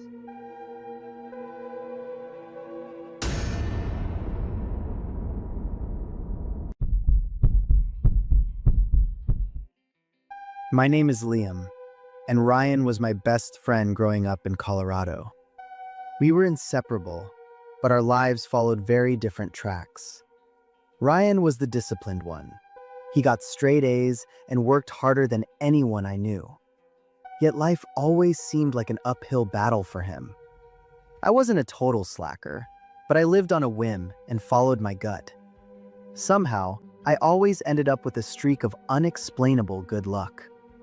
Last winter, Ryan invited me to go hiking in the Rockies to celebrate the near completion of a major career project. I was stoked for him, and we headed out immediately. The weather was fine when we started. The air was crisp and the sky was clear. But by mid-afternoon, everything changed. The wind picked up first, and then the snow began to dump down hard. Within an hour, our visibility was completely gone. Ryan stayed calm, constantly checking his maps and trying to find our bearings. But we only seemed to drift deeper into the wilderness. As night fell, we stopped looking for the trail and focused on finding shelter. My luck kicked in again when I spotted a cabin within 20 minutes. I thought it would be abandoned, but there were already 3 men inside. The first was Mark, who looked gaunt and exhausted. The second was Daniel, a younger guy with a tired, expressionless face. The last was Henry, a small Asian man. We exchanged some polite greetings. I noticed right away that none of them had actual hiking gear. No one asked about the weather or the way out. They didn't act like hikers caught in a surprise storm. Being the talkative one, I started chatting to break the heavy silence. Slowly, they began to open up. Mark explained that his business had just collapsed after years of struggle. He had lost all his money and then his family. Daniel was reeling from a different kind of shock. His longtime girlfriend was about to marry his best friend, the ultimate betrayal. Henry spoke about being a victim of severe bullying for years because of his appearance. After talking to them, the common thread became clear. They hadn't come to the cabin to escape the storm. They had come to the mountains to end their lives. I've always been an optimist, and I couldn't just watch them give up. I stayed awake all night, using every argument and every story of my own good luck to encourage them. I told them there was still so much to live for. Ryan sat right beside me. He chimed in with a few words of agreement here and there, but mostly he just watched in silence. Before we went to sleep, I exchanged phone numbers with the three men. They seemed to have had a breakthrough, thanking me for giving them a reason to keep going. I finally drifted off, feeling a deep sense of relief. When I woke up, it was almost noon, and the three men were gone. Ryan suggested we head toward the summit to find them. He was worried that once they got back into their own heads, they might have second thoughts about living. We stepped out of the cabin into the deep snow. Conditions took a turn for the worse almost instantly. The wind was more violent than the day before, whipping snow into my eyes until I could barely see. I tried to stay close to Ryan, but in a matter of minutes, he simply vanished. I was lost in the whiteout. The cold seeped into my bones, and my hands and feet went completely numb. I realized I was going to freeze to death, and no one would ever find me. I collapsed and blacked out. When I opened my eyes again, I was in the back of a search and rescue vehicle. They told me they found me unconscious with severe hypothermia. They had barely reached me in time to save my life. The first thing I did was call Ryan. He picked up and said he had been rescued too. We were being taken home in different directions. Ever since that trip, I felt a strange pull. My mind was constantly stuck on that cabin. An unexplainable force kept urging me to go back to that mountain. My family and friends could tell I wasn't right. They suggested I go to church to pray, or at least find some mental peace. I was stunned when I walked into the church lobby and saw those same three men from the cabin. They walked over to me, beaming with gratitude. They said that night in the cabin had changed everything. All three of them had started therapy and were determined to turn their lives around. They thanked me for pulling them back from the edge. Relieved but confused, I asked why they had given me fake phone numbers. All three of them looked at me blankly. They insisted they had never given me any numbers at all. Then, when I mentioned Ryan, the atmosphere turned ice cold. All three of them swore that it was just the four of us in that cabin. There was no one named Ryan. Mark even mentioned how weird it was that I kept turning to the empty space next to me to talk to myself all night. I denied it, of course. I screamed that they were wrong and ran out of the church. I pulled out my phone and called Ryan's parents, only to receive news that felt like a lightning strike. Ryan had died 2 weeks before our trip. His company in New York had pulled the plug on his project at the last second. The shock sent him into a total breakdown. A day later, he went hiking alone and never came back. I went numb. I couldn't wrap my head around any of it. I sat on the curb for a long time, replaying everything. Ryan was the one who always worked harder but caught all the bad breaks. I was the one who glided through life on luck. I realize now that my carefree attitude and my constant stories about my own success must have built up a mountain of resentment in him over the years. Ryan's spirit had led me up that mountain and dragged me into that storm.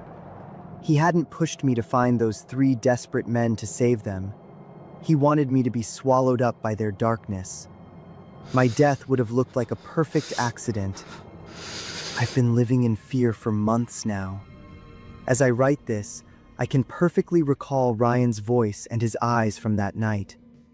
Only now do I realize just how much hatred was hidden behind them.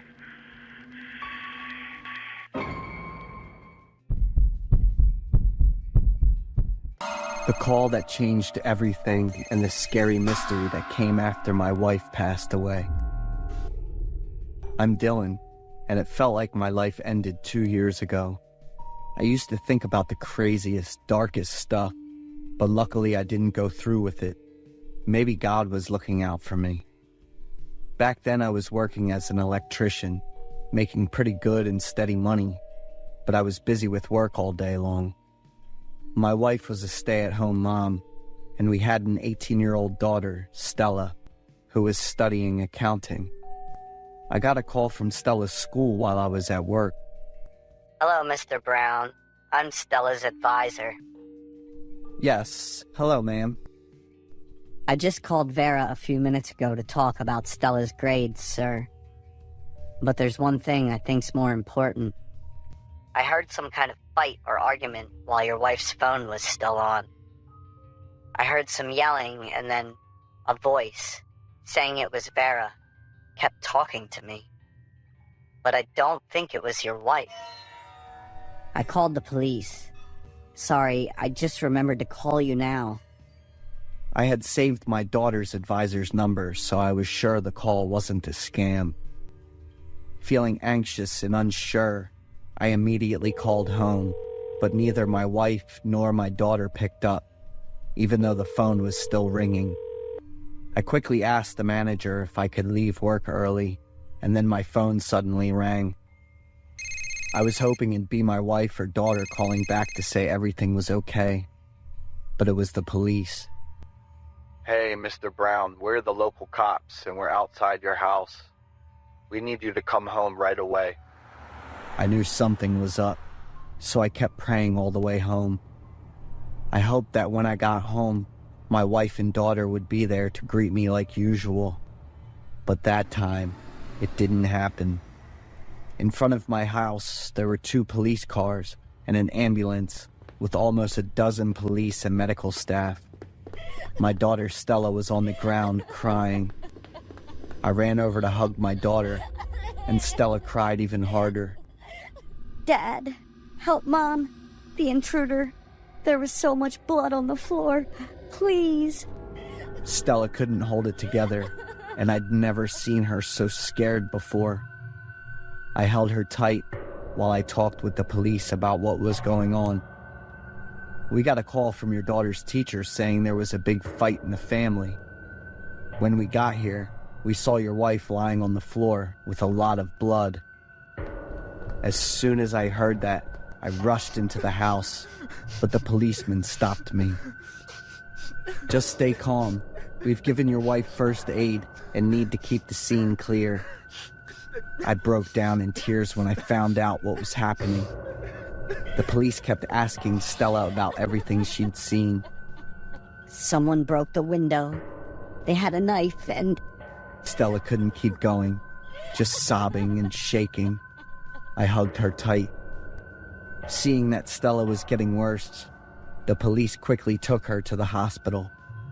A few minutes later, they brought my wife out of the house in really bad shape. The stretcher my wife was on was almost totally covered in blood, and she had a bunch of big cuts, especially on her head and face. I just collapsed when I saw that. A few hours ago, my family and I were happily having breakfast together, and now I'm dealing with watching my wife and kids in pain. Mr. Brown, we'll find you another place to stay until the investigation's done. The next 2 days felt like a nightmare for me. My daughter couldn't talk. She just kept crying and was really panicked. My wife was in the ER and ICU, and they weren't letting anyone in. I couldn't remember the last time I ate, but I wasn't even hungry.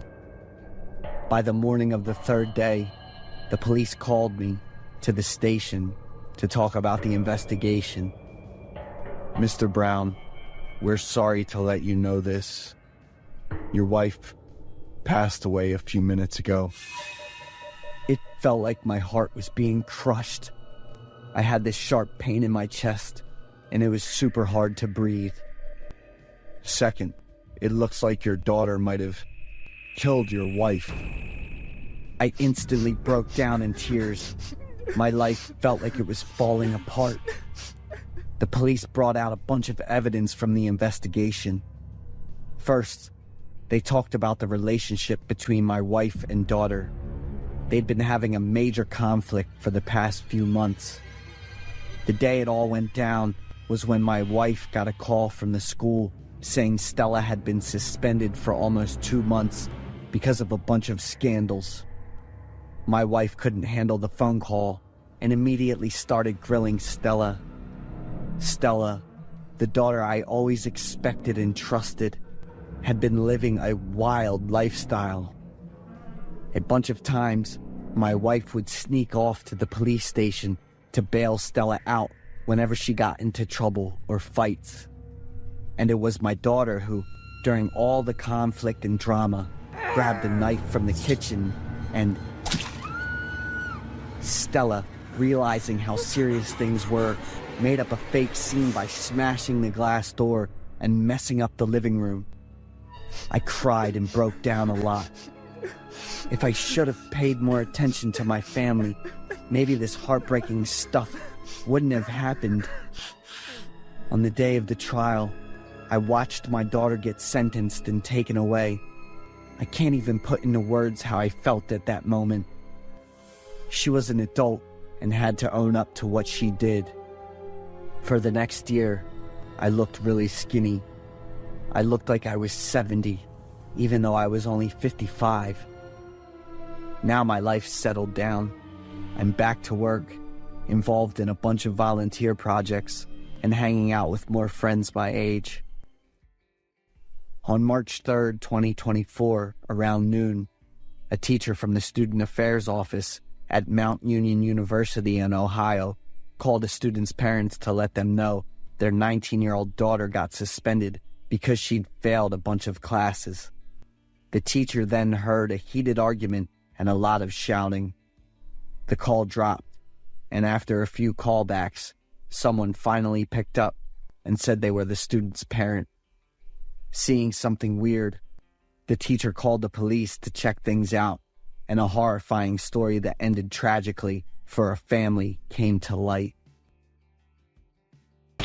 What happened? Your wife and daughter got into an argument. She's going to jail forever. Wife's dead. I was too. The neighbor was always at the window every night, and then I found out the creepy truth. I'm Glenda, 28 years old. I just moved into an apartment after my lease ended at my old place. My apartment's in a mid-range complex with 2 buildings facing each other. I spent a couple weekends cleaning the place and grabbing some stuff. I worked hard to make the place comfier, and I was pretty proud of how it turned out. But I didn't see the nightmare coming my way. I went to open the window for some fresh air on the 7th floor, the top floor, and spotted a dark shadow by the window in the apartment across from mine. I didn't think much of it and just kept looking around my neighborhood, feeling this weird kind of happiness. Later that evening, while I was chilling on the couch watching TV, I glanced over at the window of the apartment across, and that same dark shadow from earlier was still there. I looked a little closer, and it seemed like it was a guy, but I didn't think much of it. It'd be kind of weird to just stare into someone else's window. Pretty quickly, I got my life on track in the new place. I said hi to the neighbors, trying to make some good connections. On the second evening, after getting home from work, the first thing I did was head to the window and throw the curtains open to let some fresh air in. I was kind of shocked to see that black shadow still at the window across the way. The owner of that apartment probably just loved chilling by the window and people watching. That night, I stayed up pretty late dealing with some last-minute work stuff. By the time I wrapped up, it was almost 2 a.m. Even though I was super tired, the second I looked at the window, I was wide awake. The black shadow was still there, hadn't moved at all since 8 hours ago. I started getting a weird feeling, so I closed the curtains and went back to my room. It took me forever to fall asleep. The next morning, I ran into my neighbor as soon as I left the house. She said she'd been living here for almost 10 years, so I asked her about the apartment on the 7th floor in the building across. His name's Charles, around 60 years old. You're better off staying away from that old guy if you don't want any trouble. He's been caught up in a bunch of lawsuits for invading people's privacy. People around here don't want to mess with him because of that. I got chills when I heard my neighbor's story. So Charles has been following me for the last 2 days. My mind was racing as I tried to think back on everything, making sure I hadn't messed up with my behavior or what I was wearing.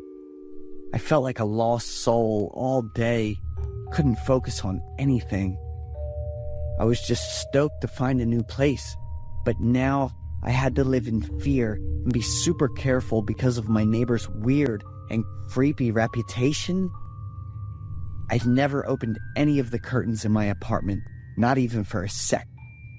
This went on for 3 days, and I felt super suffocated. I called the building security and told them what was going on, hoping they'd step in and sort it all out. I decided not to show up to avoid making a scene since I had just moved in.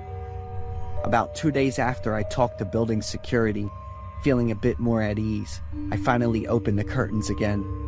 But surprisingly, the shadow was still there.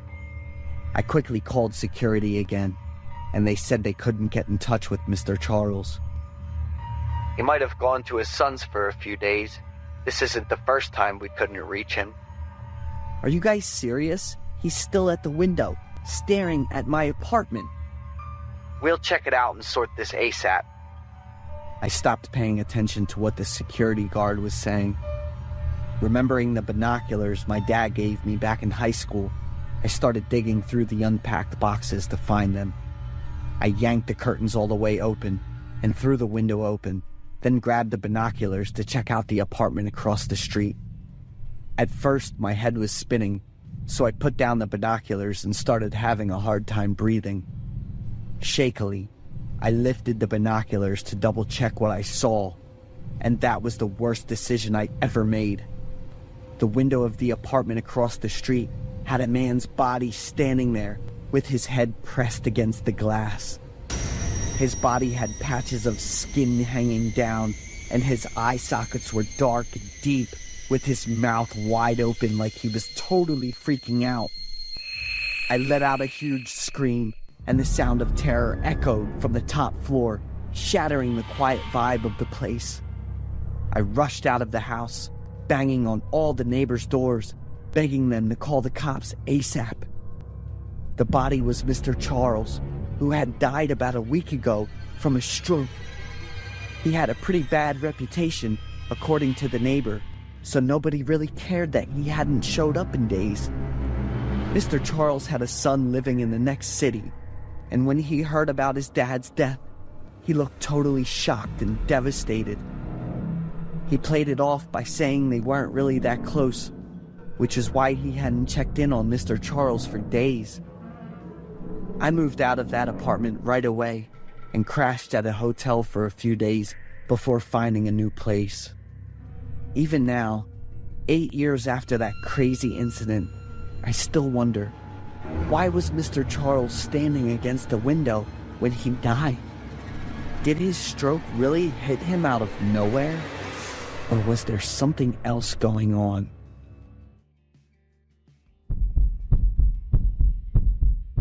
Mommy, can a child live in a trash can? That was an innocent question from my son, but it haunted me ever since I learned the story of a monstrous mother. I am a single mother living with my 5-year-old son in a small neighborhood. Everyone here is very friendly, except for the house right next to mine. I found out that the owner of that house is also a single mother named Hebe, with 5 young children, 4 daughters and a youngest son, who is the same age as my son. She was described by the neighbors as someone with a selfish lifestyle. I met her a few times, but my greetings were ignored and met with a very cold attitude. Several times, loud arguments could be heard coming from Hebe's house at night between her and another man. I guessed that he was the father of one of her 5 children, as they did not resemble each other.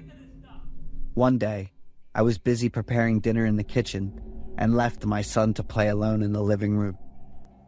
A moment later, the boy ran over and hugged my leg, saying, "Mommy." I replied to my son while still focusing on cooking, "What's wrong, sweetheart?" "Mom, can a child live in a trash can?" My son's innocent question made me laugh. If there are a lot of ugly bacteria, why would you want to live in there? "I don't want to, but the boy next door does." "Then you should advise your friend not to do that." I brushed off my son's question and quickly finished making dinner. After dinner, I worked while my son watched TV. When I glanced at my son, I was a bit surprised to see him watching images of trash cans. "Honey, what are you watching?" The boy didn't respond. His face was very pensive, and his eyes were fixed on the TV screen. "Are you trying to learn about something?" "Being inside there must be really cramped. And there are no candles, toys, or even a TV, Mom." My son's voice was very sad. "Who are you talking about?" "It is about the friend from next door." "There's no way that would happen, Mikey. Every baby deserves to be loved." I smiled, knowing my little boy had grown and had the sensitivity of a 5-year-old. I took my son to his room, kissed him goodnight, and then returned to my own room. I didn't go to sleep right away. I finished up some work first. About 10 minutes later, my son cried out loudly in a panic. I didn't have time to react before the boy opened the door, ran to me, and hugged me tightly while crying a lot. "Mom, please save him. He'll be hungry in the trash can." I look at my son in shock. I didn't rush to ask my son questions. Instead, I comforted him first. Once my son calmed down, he recounted everything that had happened. From losing his ball in the neighbor's backyard, he had planned to run in quickly and come back since no one was around. "I picked up a plastic bottle in the yard and threw it in the trash can, just as you told me. I saw him in the trash can." Hearing my son's story left me in shock and made me shudder. I immediately called the police because I was sure my son wasn't lying. From the information I gathered, the police had to visit Hebe's house 3 times before uncovering the horrifying truth. She denied having a son, constantly crying and pretending to be pitiful. In the shed in Hebe's backyard, the police found a trash can containing the body of her youngest son. Hebe took advantage of her sad circumstances to register for government assistance using her son's information. Hebe's children were very unfortunate as they received no care or attention from their own mother. Her youngest son died from a high fever that led to seizures and brain damage. After learning of her son's death, she didn't obtain a death certificate or bury him properly, and she didn't seem to grieve at all. Her selfishness and greed were even more disgusting as he'd continued to use her son's information to receive monthly benefits. She was sentenced to 2 years in prison, but her cold-bloodedness and insensitivity deserved to be locked up forever. It was heartbreaking for the little boy. That innocent soul deserved protection and love instead of being abandoned like that. How could a mother not love her own child? Did she really deserve to be called mom by her 5 children? This story is based on a true event that occurred in Rock Island, Illinois on July 25th, 2023. The police received the tip-off from a neighbor who claimed that the woman next door was hiding the long-dead body of her son in her home. It took a long time for the police to uncover the truth about a selfish, irresponsible mother and her unfortunate little boy.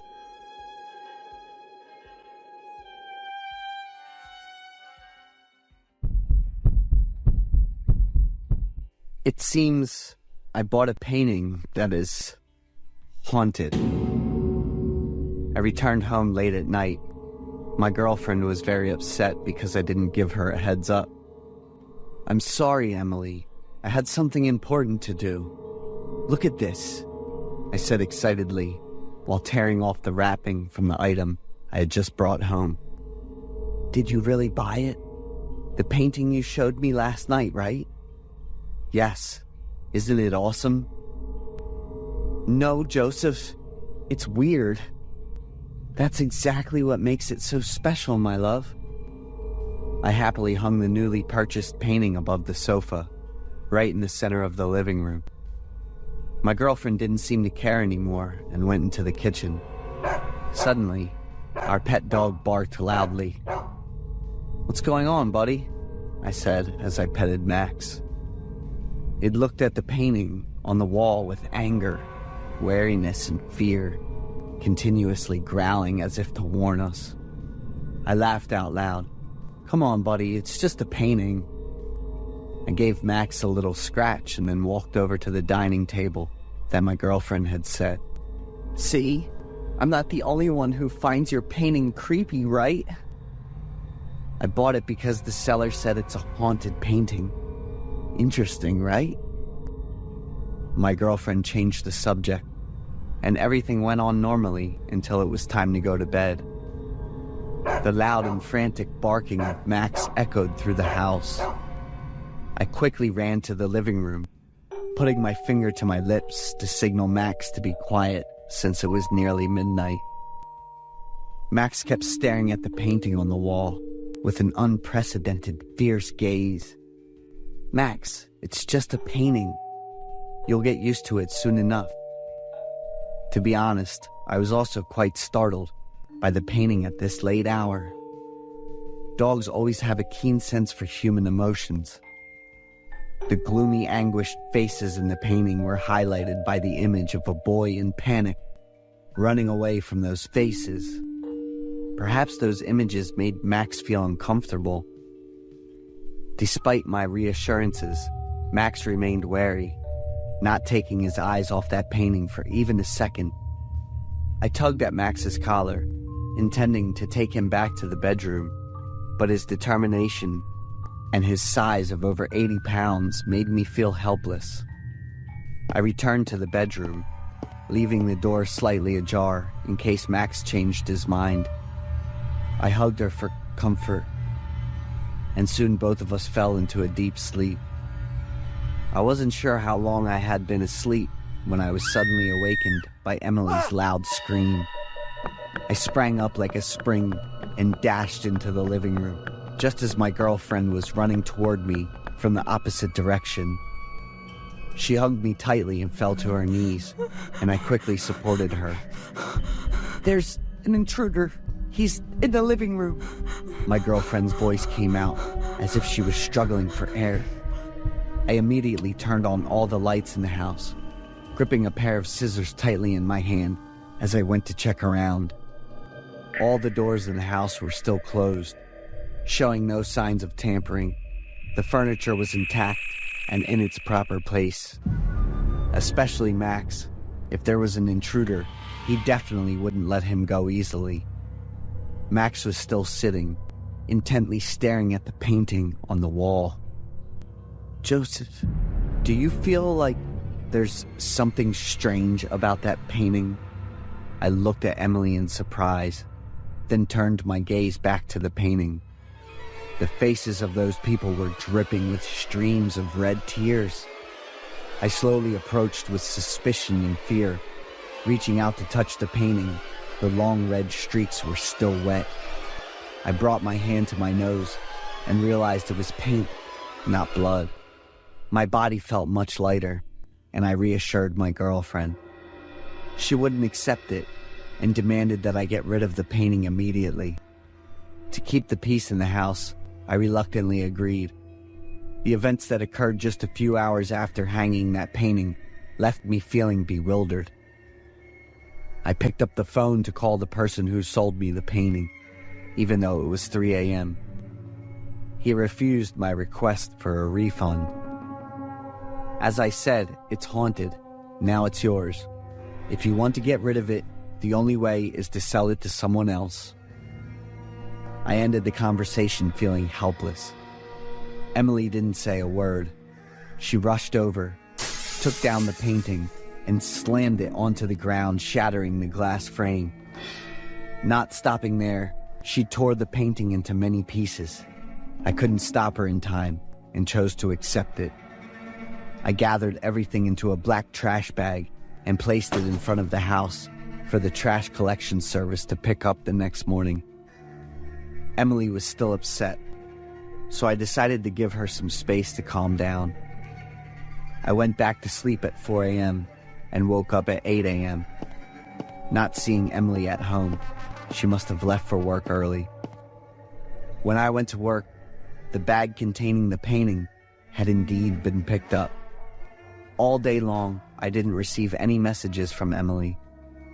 Returning home in the evening, the house was dark and cold, with no one around. I tried calling Emily but couldn't reach her. Calling some of her friends didn't help either. No one knew where Emily had gone. I called the police, but they wouldn't get involved yet, since the time she had been missing wasn't long enough to classify it as a disappearance. I felt that something was wrong, and Max did too. He was sensitive to every sound. By the end of the next day, the police finally got involved, and that evening I received a call. They reported that they had found Emily, but she was not intact. Emily was crushed in the garbage disposal with no clear cause found. She was left with only a few dismembered, twisted body parts, and I felt more pain and despair, regretting that I hadn't listened to her. To overcome this loss and obsession, it's truly difficult for me. It's true that I bought a haunted painting.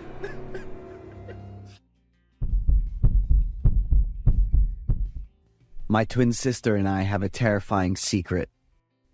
I'm Robert, and my twin sister is Laura. Our family of 4 lives in a mobile home. We move every day along the roads through towns, cities, and states. My parents always choose empty lots or wooded areas for the family to spend the night. My sibling and I didn't attend school like other children. Instead, we followed an online program. It may sound deprived and unfortunate, but my family was still very happy for 13 years. One evening, after our parents went to sleep, my sibling and I snuck into the forest to play. Because we spent 90% of our time in the van, we were very curious about everything around us. Laura clutched the hem of her shirt tightly, following closely behind as I held the flashlight to light our way. The sudden rustling sounds of leaves being disturbed startled us. We stood frozen for a moment until a growling sound signaled the approach of a large and terrifying creature. I grabbed Laura's hand tightly and ran with all my strength without looking back. Miraculously, my sister and I made it back into the house safely without our parents noticing. We absolutely kept that secret from our parents. The mobile life of the family continued as usual.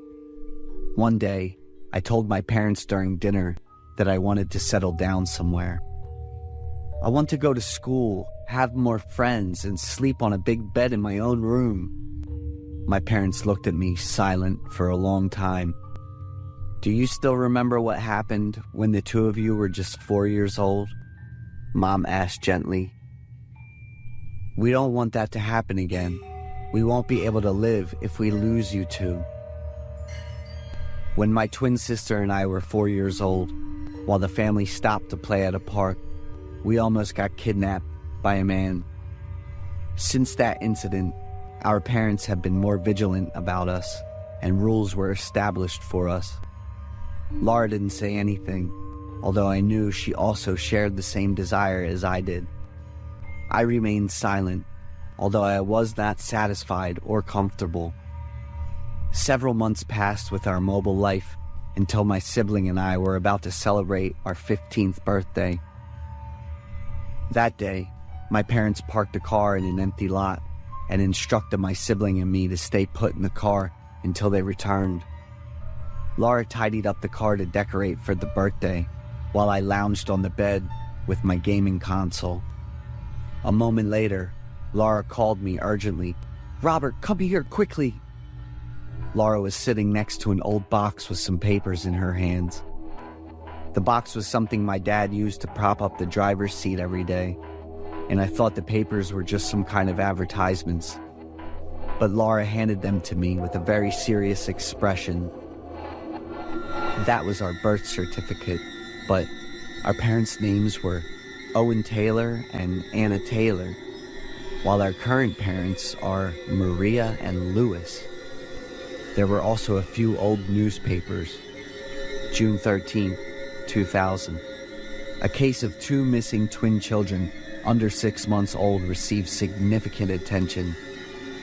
November 20th, 2000. The mother of the 2 children, after months of desperately searching for her kids, went insane. The father did not give up. He was willing to pay any price and do whatever it took to find his children. April 4th, 2004. The father, after many years of searching, accidentally encountered the 2 children in a park. With the identifying features, he was certain they were his 2 children. However, the kidnappers attacked him and took them away. Once again, the man fell into despair as he lost his children for the second time. There is a hand-drawn sketch of the 2 kidnappers in the article, and it's shocking how much it resembles our current parents by about 70%. An article also included a letter that the father wrote to his 2 children. "Dear Robert and Laura, my beloved children, I don't know where you are right now, but remember that your parents always love you.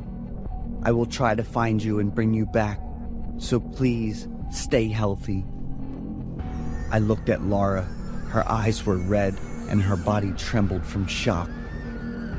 I didn't think much, grabbing Laura's hand, and ran out of the car, running fast and far to a police station to ask for help. We were kept at the police station for our safety. Laura couldn't stop crying. I knew she was very scared. That very night, a man came to the police station. He looked at us for a long time before kneeling down and bursting into tears. He was our biological father. Our adoptive parents were wanted and captured 2 days later after going into hiding. It was difficult, with feelings of guilt and regret, as we had reported the people who had taken care of us for 15 years. But according to the police, we would soon have been sold by that couple as valuable goods. My brother and I were taken back to our hometown in Ohio, living in the spacious house we had long dreamed of. Although there are still distances and unfamiliarity, we will gradually adjust because we know that this place truly has the love of family. My boyfriend won't let me eat anything except what he makes. Me and Louis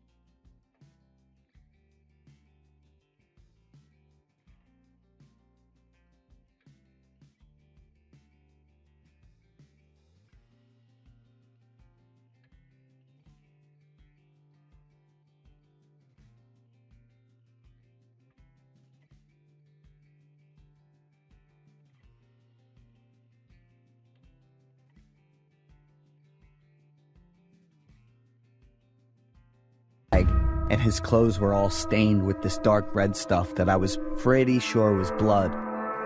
Louis said he couldn't trust the meat guy, so he went to the farm and asked the owner to butcher the animals right in front of him. "You're crazy, Louis," I shouted at my boyfriend. He didn't say anything, just finished up the meat and stashed it in the freezer. That night, the sight of Louis's bloody clothes and his blank face had me thinking a lot. Looking at my boyfriend next to me, I was like, did he just hit up the meat farm? But then I decided to just ignore where Louis's meat was coming from. Right before Christmas, Louis said his parents wanted us over for dinner, but he didn't want to go. But I really wanted to go. I'd never met his parents, and I wanted to ask them about Louis's weird eating habits. After a whole day of bugging him, Louis finally said yes. On Christmas Day, we were all set to roll out. I got all dressed up and put together a nice gift basket while Louis was still in the kitchen whipping up dessert. As we pulled up in front of his house, Louis kept telling me to only eat the stuff he made. I agreed to make it quick, and we both went into the house to a warm welcome from his parents. They were super classy, friendly, and loaded. During the meal, his parents and I were happily chatting while Louis was quiet. I felt really rude for constantly turning down the food from his parents. When he stepped out to take a call, I had a little booze in me and totally forgot all about Louis's rules. I tried the veggie salad while his parents were all happy and excited about it. It was awesome. I totally got where my boyfriend's cooking skills came from. When I asked why he had those weird eating habits, his mom just sighed. "We used to have a maid, but she just vanished." That same day, we found out the food she made was poisonous. I guess that's why she took off. Ever since then, Louis has been kind of freaked out. He learned to cook and makes all his own food now. I saw how helpless his parents were and just ended up understanding and loving my boyfriend even more. The problem was the booze was getting to me. So I secretly snuck some food from Louis's parents' place, and I definitely couldn't let him find out. The next day, when Louis went to work, I couldn't wait anymore. I grabbed the food his parents gave me last night, heated it up, and dug in. Just as I was almost done eating, I saw something in the food that made me choke. It was a human finger, like the pinky finger to be exact. I screamed and tossed the plate of food right on the ground. I crawled into the bathroom and kept throwing up for an hour until all that was coming up was just this bitter yellow stuff from my stomach. When Louis got back, he rushed over, looking surprised, mad, and helpless. I asked to be taken to the hospital to get all that food out of my system, and Louis jumped right on it. As soon as I got out of the hospital, I asked Louis to take me to the farm where he got the meat, and he totally went along with it, no questions asked. After seeing the whole slaughtering process, I trusted my boyfriend. But after that Christmas, I just couldn't eat meat anymore. Louis looked at me all helpless and said, "Maybe my parents' meat grinder is messed up again."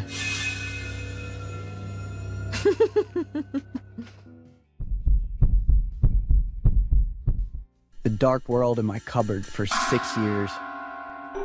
I was always locked in the kitchen cupboard by my parents. The first time was when I was 6 years old. I was terrified, panicking, screaming, and resisting. I'm not sure what I did wrong at that time, but I kept crying and apologizing. "I'm sorry, I ate a cookie. I'm sorry, Dad, Mom." My parents' face showed no emotion. I innocently asked them, "Why are you putting me in here?" "Well, why not?" That's a phrase that haunts me to my very core. I looked through the keyhole to catch a glimpse of the outside world. I can't remember how long I had been inside, but just as I was about to faint from exhaustion, the sound of the cupboard lock being opened echoed. My mother picked me up and placed me at the dining table. Although all I wanted at that moment was to use the restroom, I didn't dare to ask.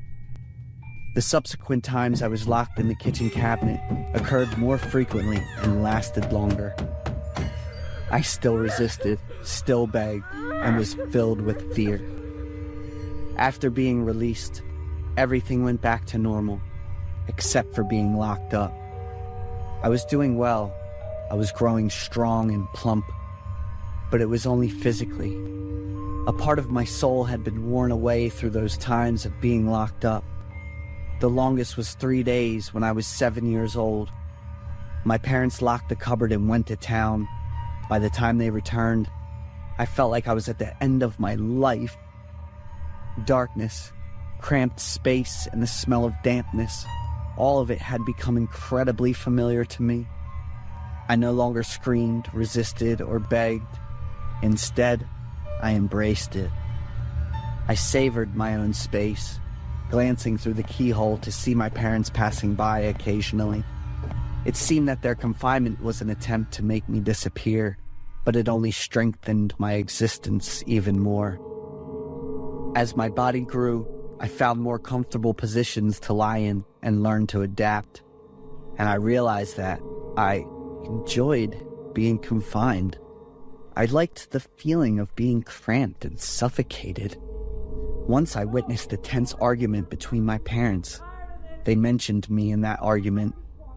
Mom said that because of me, she had lost many opportunities. At that time, I was already 10 years old, but I couldn't fully understand everything that was happening in that argument. But I understood that my parents didn't love me. I withdrew into myself, seeking joy in a world that was just mine. When I turned 12, my parents stopped locking me in the cupboard. I wondered, "Why don't you let me in there anymore, Mom?" "Why not?" Mom said with a gentle smile as she looked at me. I guessed it was probably because my body had grown too big for that cupboard. So I chose to lock myself in the wardrobe, under the study table, under the bed. I would crawl into all the dark, confined spaces whenever I had nothing else to do. And then I found the perfect spot, a small cupboard in my parents' room. It was half the size of a refrigerator, with a door that opened outward, located above the wardrobe. I only dared to go in there when my parents were out, timing my escape to ensure I'd be gone before they returned. One time, I fell asleep, perhaps because that secret place was just too comfortable. When I heard the sound of something breaking, I jolted awake. Peering through the crack of the door, I felt a surge of anxiety as I realized my parents had returned, but something felt off.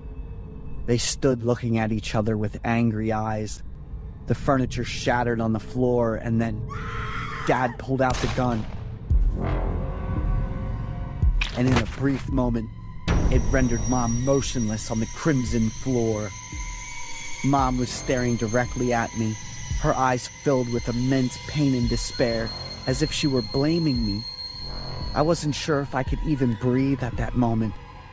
Staying in the cupboard with my body stiff, I looked at my mother for a long time, and my father did the same, until another loud gunshot rang out, tearing through my eardrums.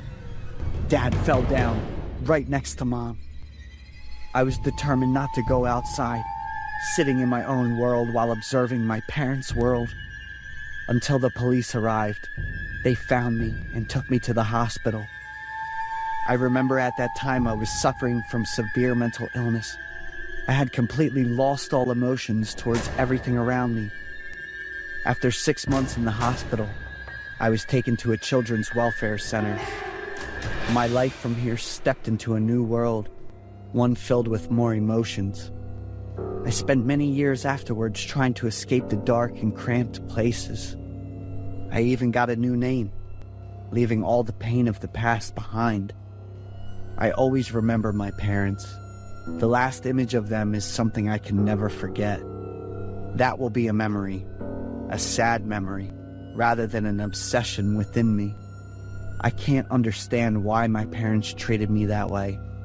I hope no child will ever be as unfortunate as I was back then.